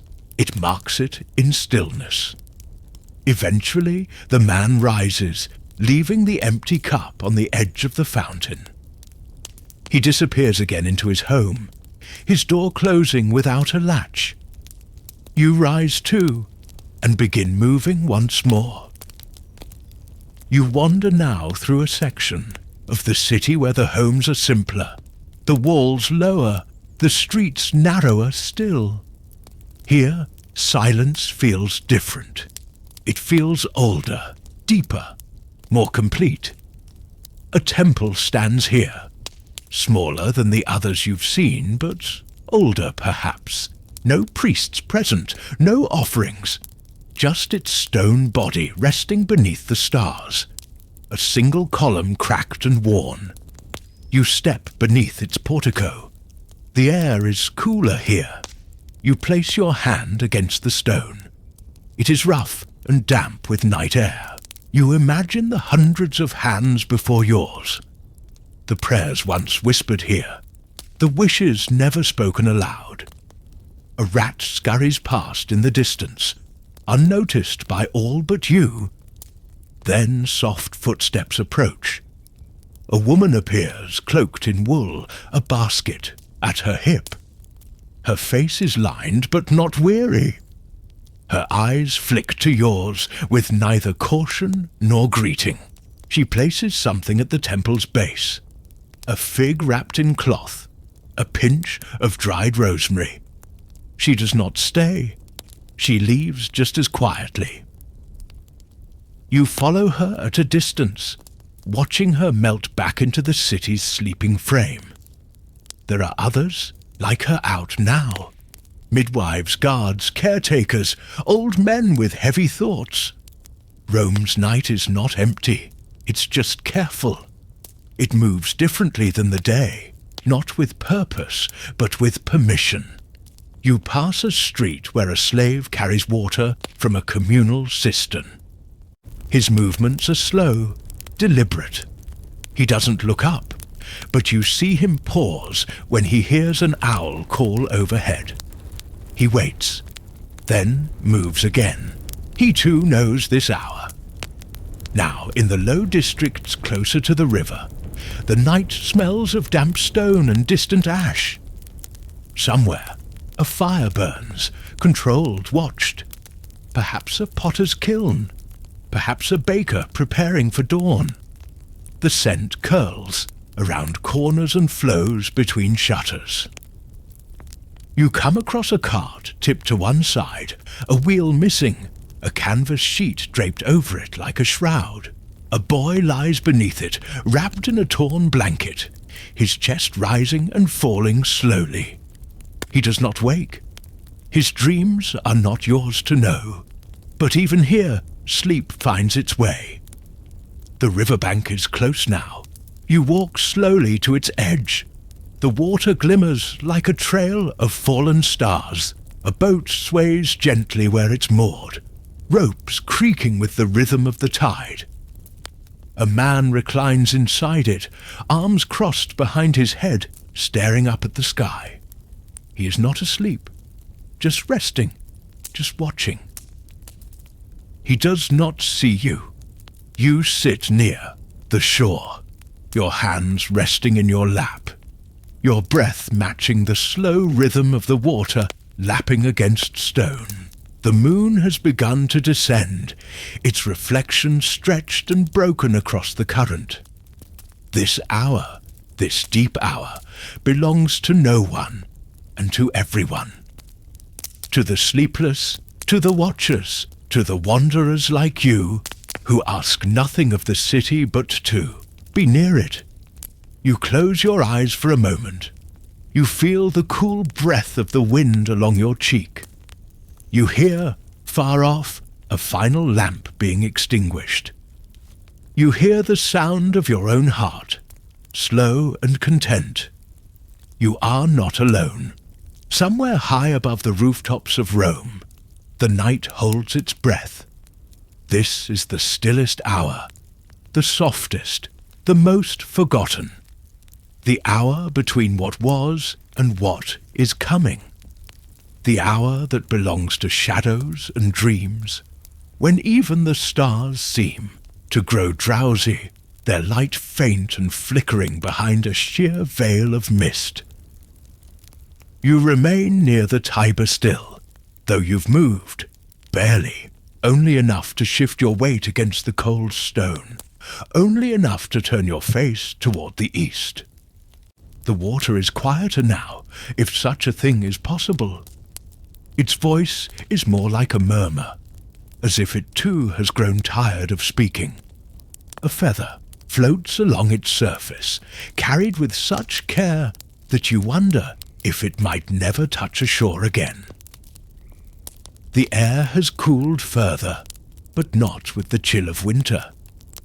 It's the kind of cool that invites you to notice it. It brushes along your arms like a soft fabric being drawn across skin. You breathe it in deeply. It smells of river grass, of ancient stone, of wood smoke hanging low and fading. And now the city begins to shift, not wake, just stir, like someone turning beneath a blanket, not ready to rise, but aware of the coming day. From a window nearby, a candle is lit. The light flickers uncertainly at first, then steadies, casting a pale glow onto the sill where 2 olive branches sit in a clay bowl. A woman appears behind the glass, stretching, pulling her shawl tighter, then vanishes again. You stand, your joints protesting slightly. Nothing sharp, just the whisper of a long sit. You begin to walk again, following the river's edge until it bends toward a small footbridge. The bridge is made of aged stone, its edges worn smooth by centuries of passing souls. No one crosses it now but you. Your footsteps echo quietly, measured and soft. Each step seems to press gently into the history below. From the other side, a faint clatter reaches your ears. A pot against a hearth. A spoon in a bowl. Someone is preparing breakfast long before the city will eat, likely a baker, or perhaps a servant in one of the Domus households. This hour belongs to them. You wander uphill now, toward the quiet alleys climbing the Esquilin. The sky here is darker than it should be, not with cloud, but with the deep indigo that comes just before the faintest light. A dog trots past you, alone, its ears pricked but its pace casual. It pays you no mind. You are both simply part of the same night. A cat watches you from a high windowsill, its eyes reflecting more than they give. It blinks once, slowly, then curls back into itself. The city is still mostly asleep, but sleep here is never total, not truly. A cart rests outside a bakery, whose oven has just been stoked. The scent is faint now, but it grows, wheat and ash and warmth. You pause, and so does time. There is no cue yet, no voices, only the beginnings of crust, the first curl of heat rising from the chimney and into the cool morning dark. A street cleaner walks past with a broom made of twigs bound tight with string. He drags it softly along the stone, sweeping what little the wind did not carry. He doesn't rush. He moves like someone who has learned the rhythm of the hour, the slowness, the grace. He nods at you, a quiet recognition. You nod back. Now, you pass a house where a baby cries, just once, then is hushed by the low hum of a mother's song. You do not stop. You only listen and keep moving, letting the melody fade behind you like mist. You find yourself once more before the Forum, though it is unrecognizable in this early hour. Its columns are swallowed by shadows. The statues seem not to stand, but wait. Even the great temples sit quietly, their doors closed, their offerings still sleeping. The only light comes from a brazier near the steps, where a single guard warms his hands. His armor glints faintly, but he does not move. You descend into the heart of the city again, where the aqueduct's breath can be heard, a steady trickle through unseen channels. You place your hand upon the stone, where water has worn a shallow groove. It is cold, smooth, timeless. You wonder how many others have touched this same line. How many years ago? How many will again? Somewhere above, The sky begins to shift, not yet bright, not yet pale, but different. You notice it first, not with your eyes, but your skin. The breeze feels new, lighter, expectant. The stars begin to dim, not all at once, but like embers going quiet. A lantern is lit outside a doorway. A door opens, slowly. A boy emerges with a sack over his shoulder, rubbing sleep from his eyes. He walks with purpose, but not haste. The hour belongs to him now. You follow him at a distance as he makes his way towards the public fountain. The water here pours from a lion's mouth into a wide stone basin. He kneels, cups his hands and splashes his face, then drinks, then sits. You sit too, across from him, saying nothing. He looks at you once, then away. The city breathes, the birds begin. One voice at first, tentative, then another, bolder, then many together, calling not in chorus, but in conversation. The sky continues to pale, and now you are walking again, slowly, up a narrow stair, carved into a slope. At the top is a quiet garden, surrounded by columns, still dark. You sit beneath a laurel tree, whose leaves whisper with the breeze, and then you see it, the first thread of morning. It stretches across the sky like silk pulled taut, faint but certain. It does not shout. It does not arrive with fire. It seeps. It breathes.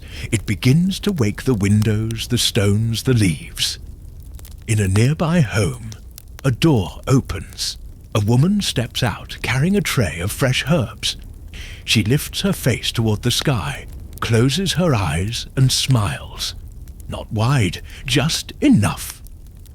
All around, lamps are being extinguished. Smoke rises and twists away. The hush begins to break, not with noise, but with life. You remain seated, watching, breathing, present. The night has not gone. It has only stepped aside. There is no moment when the night ends and the day begins. No sharp line, no trumpet, no alarm. Just a slow blooming of the sky, soft as a held breath, and the quiet lifting of the city's great stone eyelids. Rome does not wake all at once. She stirs in layers. Each district, each home, each heart in its own time. You are still seated beneath the laurel tree, your back against the smooth bark, the first light of morning brushing your cheek. The garden around you is bathed in a faint, golden hush. Dew clings to the petals of small white flowers near your feet, each drop catching the light like a secret. Somewhere in the branches above, a bird stretches its wings with a slow rustle. Then another joins. Their calls, once solitary, begin to weave together like threads of a tapestry being pulled taut. You rise gently, limbs heavy with peace, and begin walking again. Down stone steps slick with dew, along a path now glowing with the faintest warmth. The coolness is still there, but it is changing. It carries less silence now, and more anticipation. The houses you pass are beginning to breathe. A shutter creaks open. A window curtain flutters. A pair of sandals tap softly along the flagstones as a servant begins her errands. She carries a basket, empty for now. She does not glance up as you pass, but the corners of her mouth are turned softly upward, as though she knows the shape of the morning. You come to a bakery, its doorway framed in curling steam. The scent of freshly baked loaves greets you long before you step close, warm, nutty, edged with a hint of smoke. Inside, The baker slides trays from the oven, his skin glistening from the heat. He hums under his breath. A small child sits nearby, swinging his legs and nibbling on a crust still too hot for his fingers. He winces, smiles, keeps eating. You pass another cart now, one being loaded with amphorae. The clay jars are cool and rough to the touch, sealed with wax and packed in straw. A man and his son tie them down with ropes, careful not to jostle. Their movements are practiced, unspoken. The city is not loud yet, but it is filling, with footsteps, with breath, with life. The sky grows brighter with each passing moment, like a painting slowly unveiled. A soft orange creeps up from the east, brushed with pale pinks and gentle blues. The stars are gone now, swallowed by the day. Only the moon remains, faint, retreating, unwilling to quite let go. You pass a priest in white robes, sweeping the steps of a small temple. The sweep of the broom is steady, rhythmic, patient. He pauses only once to pour out a libation, a trickle of wine from a cup onto the stones, which darken and glisten as they drink. He murmurs something under his breath, a prayer perhaps, or maybe just a greeting to the morning. Now you find yourself in the forum again, but it is different this time. No longer asleep, yet not fully alert. A twilight of its own. The columns glow faintly in the new light, and the great statues cast long, elegant shadows behind them. Traders begin setting up stalls. You see hands tying fabric to wooden poles, unrolling rugs, arranging figs and olives in neat, inviting rows. A musician sits on a stool at the far end, tuning a string instrument. He plucks a few quiet notes, testing the air. The sound is gentle, unhurried. A child runs past him, laughing, not loudly, just full of light. And the man smiles without looking up. You walk slowly among them, each step met by the low hum of Rome rising. Voices layer, soft greetings creaking, carts, birdsong, the distant splash of water from a washing basin. A woman kneels beside a fountain, scrubbing her child's tunic against a smooth stone. The child plays nearby with a piece of charcoal, drawing curved lines across the pavement. When he notices you, he smiles. A gap-toothed, sleepy smile, as wide as the Tiber. You nod to him, and he returns to his drawing. The city is alive now, but not awake in the way it will be by midday. There is still softness here. The bustle has not yet come. You turn toward a quieter path again, seeking stillness among the early bloom of activity. On the Aventine, high above the streets, you find another garden. This one more curated, more trimmed, with hedges carefully shaped and gravel paths lined with terracotta pots. The trees here are tall and proud, their trunks wrapped in ivy, their branches heavy with shade. You sit on a marble bench. The surface is warming now, no longer cool. A lizard skitters across your foot, then vanishes into a crack with the confidence of a creature that knows it belongs. From this height, the city below stretches out in fullness. The rooftops shine in the dawn, and the smoke from the bakeries curls like threads of incense into the air. You watch it all without moving. There is no need to hurry. Rome asks only your presence, not your effort. A bell rings from a monastery tower, then another farther off. The sound is not sharp. It rolls like a wave across tile and stone, stirring pigeons from ledges and drawing the heads of sleepers upward. You remain still, eyes closed for a moment, and in that moment you can feel the entirety of the city's weight beneath you. Its breath, its patience, its eternal rhythm. Below, a scribe unrolls a scroll. A boy feeds scraps to a skinny dog. A woman picks fresh mint from a windowsill pot. The city is made of these things, not of emperors or battles, but of breath and bread and waiting.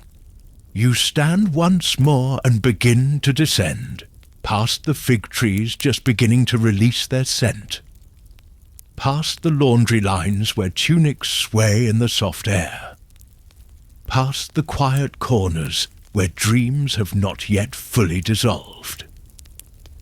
As you walk, you think of the many who moved through this city before you, and the many who still will, all touched by the same night, all cradled by the same morning.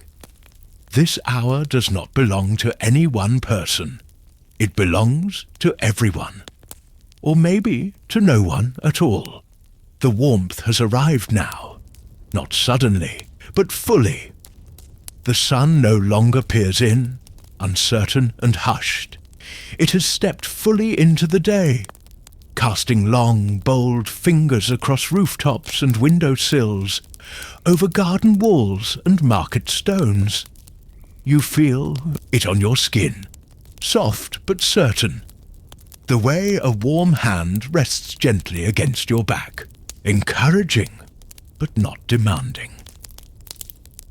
Rome in morning light is different than Rome in darkness, and yet not entirely. The stillness of the night has not vanished. It has settled deeper, tucked itself into shaded courtyards and stone crevices, folded into the quiet habits of those who move without sound. It lingers in the rhythm of sandals brushing against smooth pavement, in the hush of a curtain drawn slowly, in the way even a child's laughter rises but does not startle.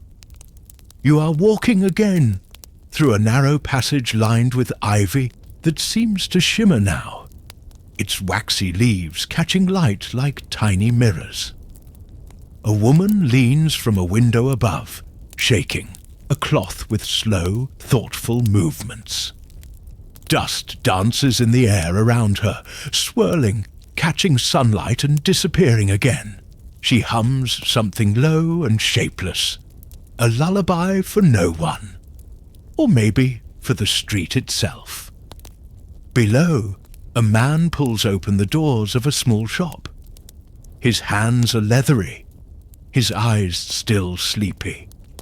He sets down a basin of water at the threshold, not to clean, not just yet, but to greet the day. He scoops a little in his palm, sprinkles it across the stone, then nods to no one in particular before stepping inside. You pass a mural on the side of a wall. The paint is faded, ochre and green and blue bleached by time, but you can still make out the shapes. Vines, birds, a pair of hands offering grapes to the sky. Someone painted this long ago, for beauty's sake, or maybe for worship. You pause and place your fingers near the vines. The wall is warm. The paint feels like memory.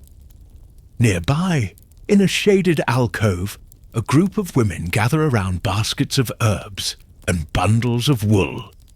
They work quietly, their hands busy with string and shears. One of them murmurs a joke. Another chuckles, a soft, knowing sound. The laughter doesn't rise. It lingers close to the ground, like mist between stones. These are the sounds of Rome too, not the triumphal trumpet or the shouting crowd, but thread being pulled, rosemary being snapped, stories being told for the third or fourth time. A boy runs past you, barefoot and fast. His hair is wild and he carries a piece of bread in his hand, half eaten, still warm. He looks over his shoulder once, grinning. There is no chase, no one behind him. He runs not from anything, but toward the day itself. The morning is fuller now. You feel it in your chest, not as urgency, but as fullness. The kind that doesn't push you forward, but wraps around you like steam in a bath. The kind that invites you to pause at every corner and ask nothing more of the moment than to be in it. You make your way toward a quiet district near the old gardens, where the walls are covered in flowering vines and the cobblestones are irregular and soft-edged. A donkey clops past, pulling a cart of empty amphorae. The driver chews something, anise maybe, and hums. He nods as he passes, not in greeting, but in rhythm. In a quiet courtyard, a child sits with her back against a fig tree, counting stones and arranging them in circles. Her mother watches from a bench, weaving dried rushes into a mat. Neither speaks. They exist beside one another, like two notes in a soft chord. The breeze has changed again. It carries with it the mingled scents of the morning. Warm bread, crushed mint, clay dust, olive oil, warming in the sun. It enters your nose like a story, untold, familiar but different with each breath. You find a shaded ledge near a fountain and sit. The water trickles endlessly, catching light and casting it in pale moving ribbons across the stone. A single bird hops along the edge of the basin, pecking once, then fluttering upward. Its wings make no sound. The splash it leaves behind ripples, outward, unnoticed by all but you. In the corner of the square, a scribe unrolls his parchment on a wooden table, weighed down with stones. He dips his pen in ink, not yet writing, just watching the page, perhaps waiting for the right word to arrive. He scratches a few characters, stops, stares again. You wonder what he's writing. A love poem, a record of grain, a quiet prayer to an unnamed god. Maybe all of those things at once. You rise again, drawn by something you can't quite name. The sunlight filters down more directly now, warming the top of your head, your shoulders, your hands. You walk slowly toward a terrace that overlooks the rooftops, many of which you've passed by through the night and early hours. From here, the city stretches wide and low. Roof tiles flash like fish scales in the sun. Pigeons gather in patches of light, cooing and preening. Laundry sways on lines. Chimneys exhale thin streams of fragrant smoke. The Tiber snakes in the distance, smooth and soft. You watch it curve through the city like a sleeping creature, unbothered by time. And now, bells begin again. But these are not the deep tones of night. They are lighter now, shorter, more frequent. Signals of opening gates, of morning prayers, of the business of the living. Yet still, they are not loud. Rome wakes gently. Her days are long. There is no need to rush. In a temple garden below, a group of men sweep leaves into neat piles. They pause often, not to rest, but to notice. One of them squats and cups a beetle in his hand, then sets it gently aside. Another stares up at a statue and smiles to himself, as if remembering something. And perhaps that is the truest part of this hour, that even in waking, Rome remembers. She carries her night inside her day, her stillness inside her movement. She is never truly noisy, never truly silent. She simply continues. You walk once more, following no path at all. A turn here, a corner there. You trace the city not like a map, but like a melody. One note leading to the next, each step a measure of time passed in peace. The sun is high now, though not harsh. Its light spreads gently across Rome, touching the city not with fire, but with warmth. It gleams on the bronze doors of temples, catches on the tips of laurel leaves, dances softly on the surface of quiet fountains. The shadows are shorter now, tucked beneath arches and awnings, but they are not gone. Rome, even in full light, still carries her night. You walk slowly down a sun-dappled alley, the stones beneath your feet warm and uneven. A mosaic decorates one of the walls, tiny tiles arranged in the shape of a dolphin leaping over a wave. The colours are worn but intact, and your hand drifts across the cool surface without thinking.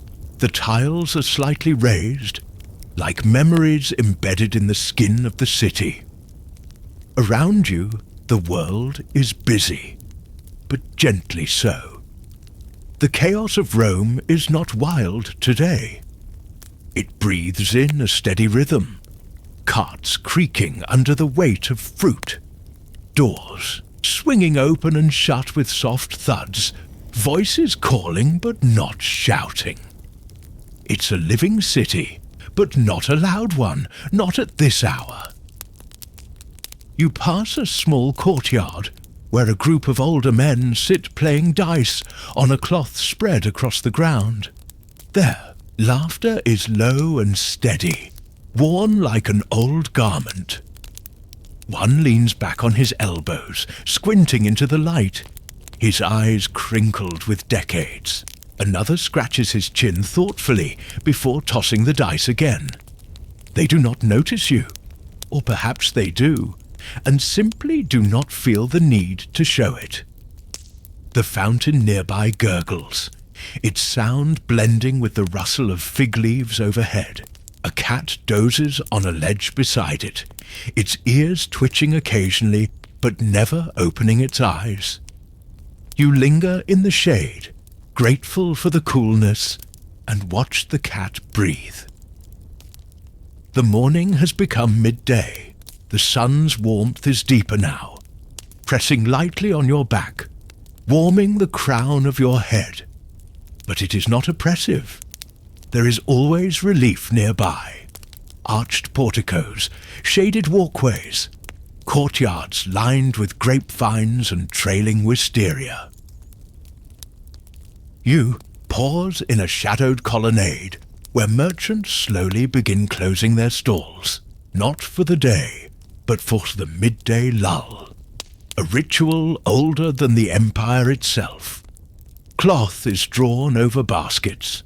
Scales are tucked away. Coins are counted in quiet corners. From an open window, a soft melody floats into the air.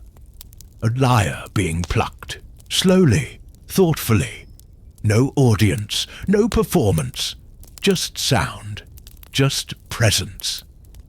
A young girl skips past you, humming something tuneless. Her hair bounces with each step, and in her hand she carries a wooden doll, worn smooth by years of play. She does not hurry. Children here are not rushed. Time moves differently in the folds of this ancient city. You make your way toward one of Rome's many quiet gardens, this one less manicured than the last.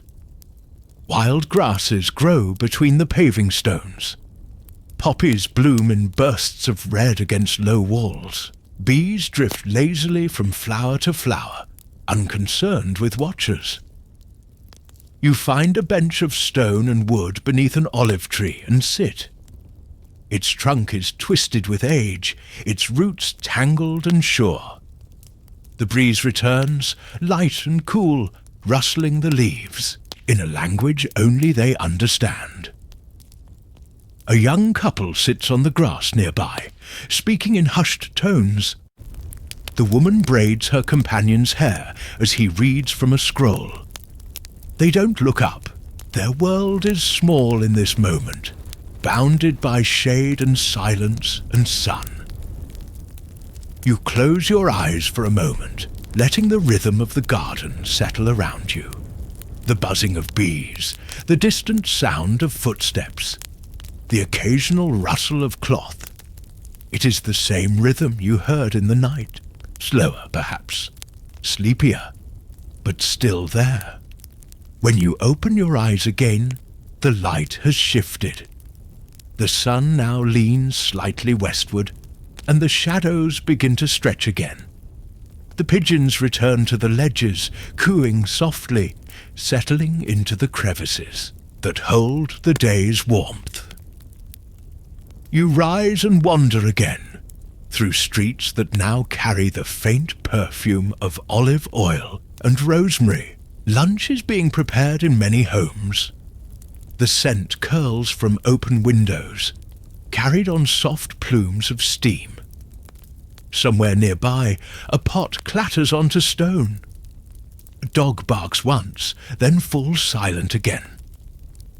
You pass a doorway draped in linen. Behind it, someone sings. The voice is low and slightly hoarse, but tender.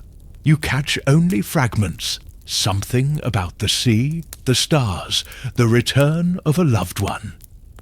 You pause, not to eavesdrop, but to witness. The song feels like a thread holding together the pieces of the day. On the Palatine, the wind is stronger. It moves through the ruins like breath, lifting dust and petals alike. You find a quiet perch on a broken column and gaze out over the rooftops below.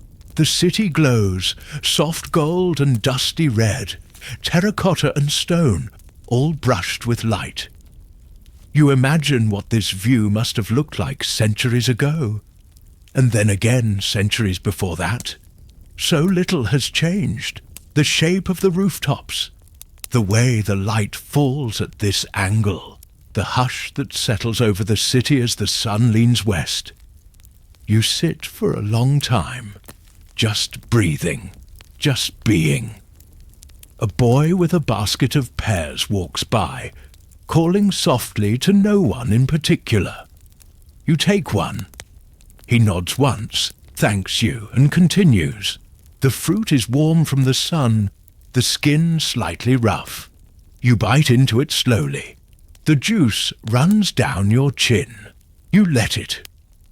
Below, the bells ring again. Not urgently, just enough to remind the city that time is still passing.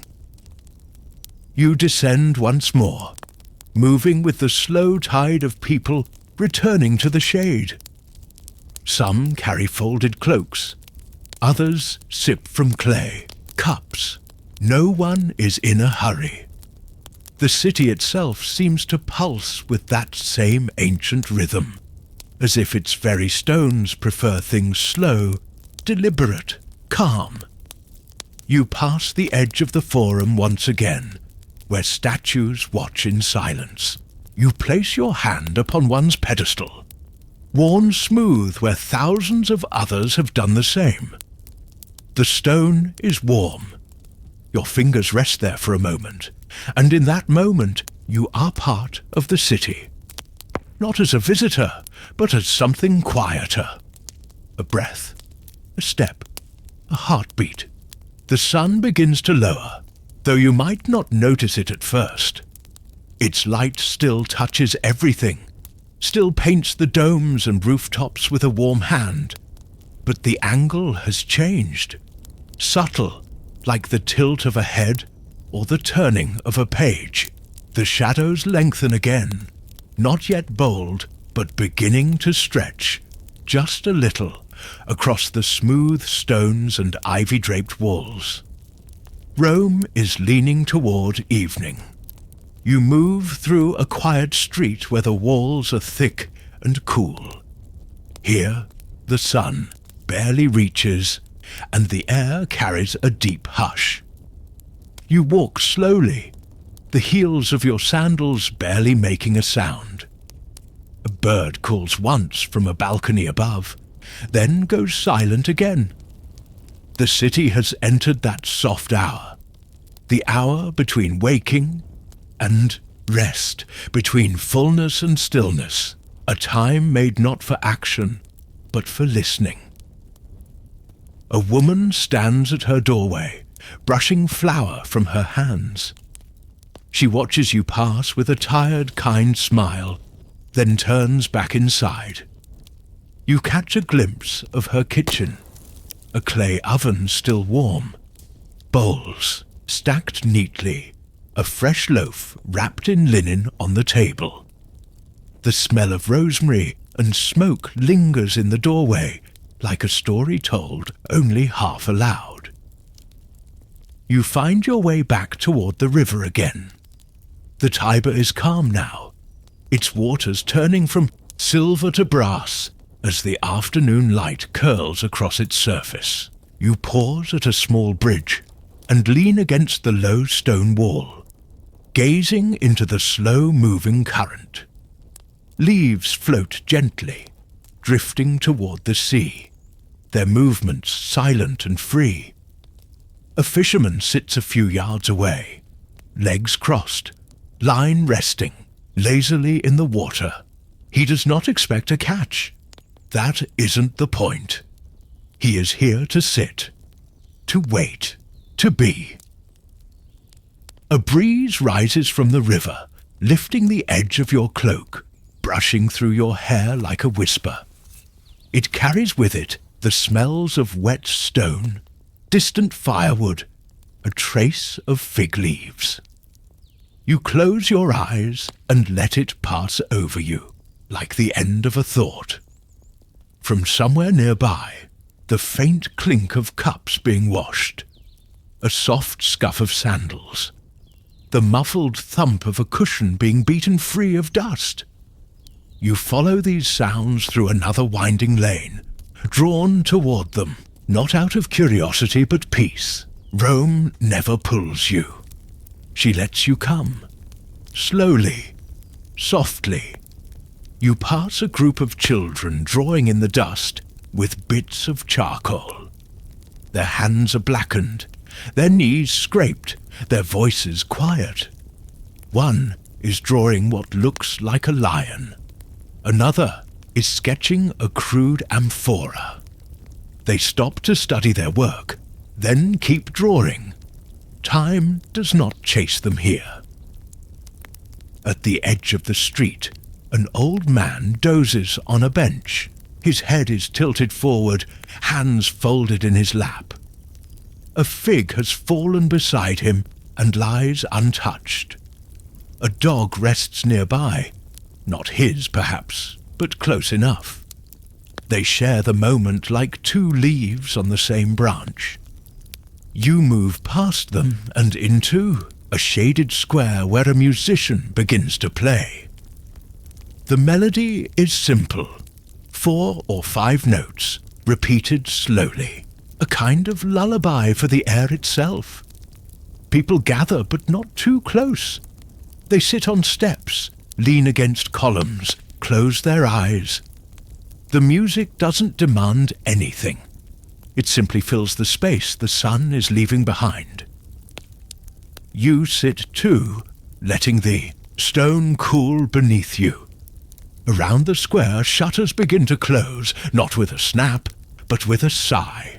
One by one, fabric awnings are pulled back, chairs stacked neatly, counters wiped with long, slow strokes. The city is not shutting down. She is softening, folding herself into her gentler shape. From a nearby window, a woman lights a lamp. The flame catches on the 3rd try, flickering softly against the glass. She places it carefully on the sill, where it joins the last rays of sun in illuminating the room within. Just a table, a vase of olive branches, a few scrolls stacked neatly. Enough. You rise again and continue your walk, your pace slower now. The world around you has changed its rhythm. Even the birds seem to call less often, their voices fewer, more spaced. Rome is beginning to prepare herself, not for sleep just yet, but for quiet. You pass a street vendor closing up his stall. He wraps a cloth around a bundle of figs and ties it with twine. His hands move like they've done this 1,000 times, not rushed, not bored, just steady. A woman approaches, hands him a few coins, takes the bundle, and nods once in thanks. No words exchanged, only the quiet agreement of twilight. Farther on, you hear the slow chime of a bell, not sharp, not urgent, just one ring, then a pause, then another, a reminder, perhaps, of the hour, or of the space between hours. Now you are climbing a gentle hill, following a path lined with cypress trees. Their tall, dark forms sway slightly, whispering to one another. The sun is low now, casting gold through the gaps in their branches. You reach a landing where a stone bench sits beneath a flowering tree. You sit again. It is not time to go. Not yet. From this height, Rome stretches out before you, her domes and rooftops bathed in the glow of ending light. You can see the Tiber, curving like a ribbon through the city's centre. You can see small fires being lit in courtyards, smoke rising in delicate threads. You can hear laughter, but far off. You can hear footsteps echoing along quiet colonnades. Everything is slower now, softer. The musician's notes follow you still, faint but not forgotten. You stay there, breathing slowly, letting the light fade in its own time. The shadows begin to return in full, not as intruders, but as old friends. They fill the spaces left behind by the sun, draping themselves over, stones and stairs settling into corners like folded linens. A boy walks past carrying a bundle of firewood. The twigs snap softly with each step. He does not speak, but he meets your eyes and nods, just once, as if to say, yes, the day is ending, and yes, we are ready. The first star appears above the rooftops. You stand stretching gently and begin your walk down the hill. The path feels smoother now, the earth more forgiving. You hear water somewhere, a fountain you hadn't noticed before. The sound is round and full, a perfect counterpoint to the hush of the city. As you pass a final corner, a woman lights a small lantern at her door. She sees you, smiles faintly, and places the lantern on the step. Its glow pools gently across the stone, and your shadow joins the light for just a moment before passing by. Evening has returned, not with noise or fanfare, but like a tide, quietly reclaiming the shore. The sun has slipped beyond the hills, leaving only the faintest blush of lavender in the sky, where just an hour ago golden light spilled between buildings and rooftops. Now, shadows have grown bold again, reclaiming streets they once surrendered, filling corners and cloaking steps, settling into the folds of linen and stone. You walk slowly, once more through the streets of ancient Rome, but it is not the same city it was at midday. Everything feels hushed now, turned inward. The stalls are closed, the shutters latched. The voices that remain speak more softly, as if not to wake something that might still be dreaming. You pass under an archway, where vines curl around the stone like lazy serpents. A candle flickers inside a window above. The glass glows with its amber light, and behind it, the shape of someone seated, hunched over their meal, is visible. The room is small. Still, the sound of a spoon tapping against a clay bowl reaches your ears and fades. A few steps farther on, and you see a small group gathered outside a doorway. 3 men, 1 woman, and a child, all seated on low stools, sharing a loaf and passing a cup between them. They don't speak much. They chew slowly. One of the men hums now and then, a quiet, tuneless thing, and the child leans her head on the woman's shoulder, her eyes half closed. You pause only long enough to catch their peace, then continue on. The sky above has deepened to blue-black, sprinkled with stars now clearer than before. The moon, a thin curve tonight, rises slowly over the tiled rooftops. It casts long silver lines across the streets, turning even the worn stone into something gentle and gleaming. You find yourself back near the Tiber, where this journey began. The river has changed with the night. It no longer whispers. It breathes, a soft, steady rhythm like a living thing. Light from nearby torches dances on its surface. A moth flutters close to the flame, hesitates, then disappears into the dark. Near the embankment, a fisherman dozes with his line tied to a wooden post. He is wrapped in a blanket, his hat pulled low. The line trembles slightly with the current, but he does not stir. He's not fishing for food anymore, perhaps, only for time. You walk again, not because there is somewhere to go, but because movement feels like memory now. The stones underfoot remember your steps, the walls your silence, the trees your breath. You cross a small bridge, stopping halfway to look out at the city once more. Rome in darkness is not lifeless. She is listening, watching, holding herself close. You see her flickering lights in far-off towers, her quiet smoke rising in curled ribbons, her statues half lit in slumber. It is a city of stories. You have heard many tonight, and still she holds more. Back through the narrow alleys you go, passing sleeping dogs curled in doorways and lanterns swinging softly in the breeze.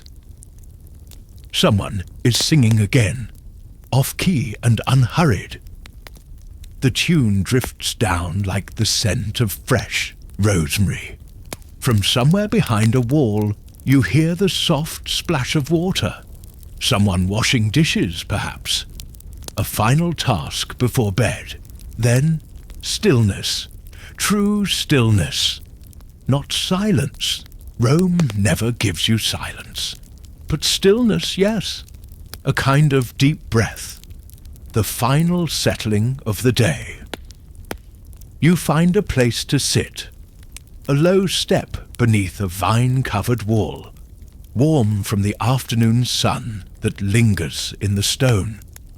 You rest there, your hands on your knees, your body heavy with softness.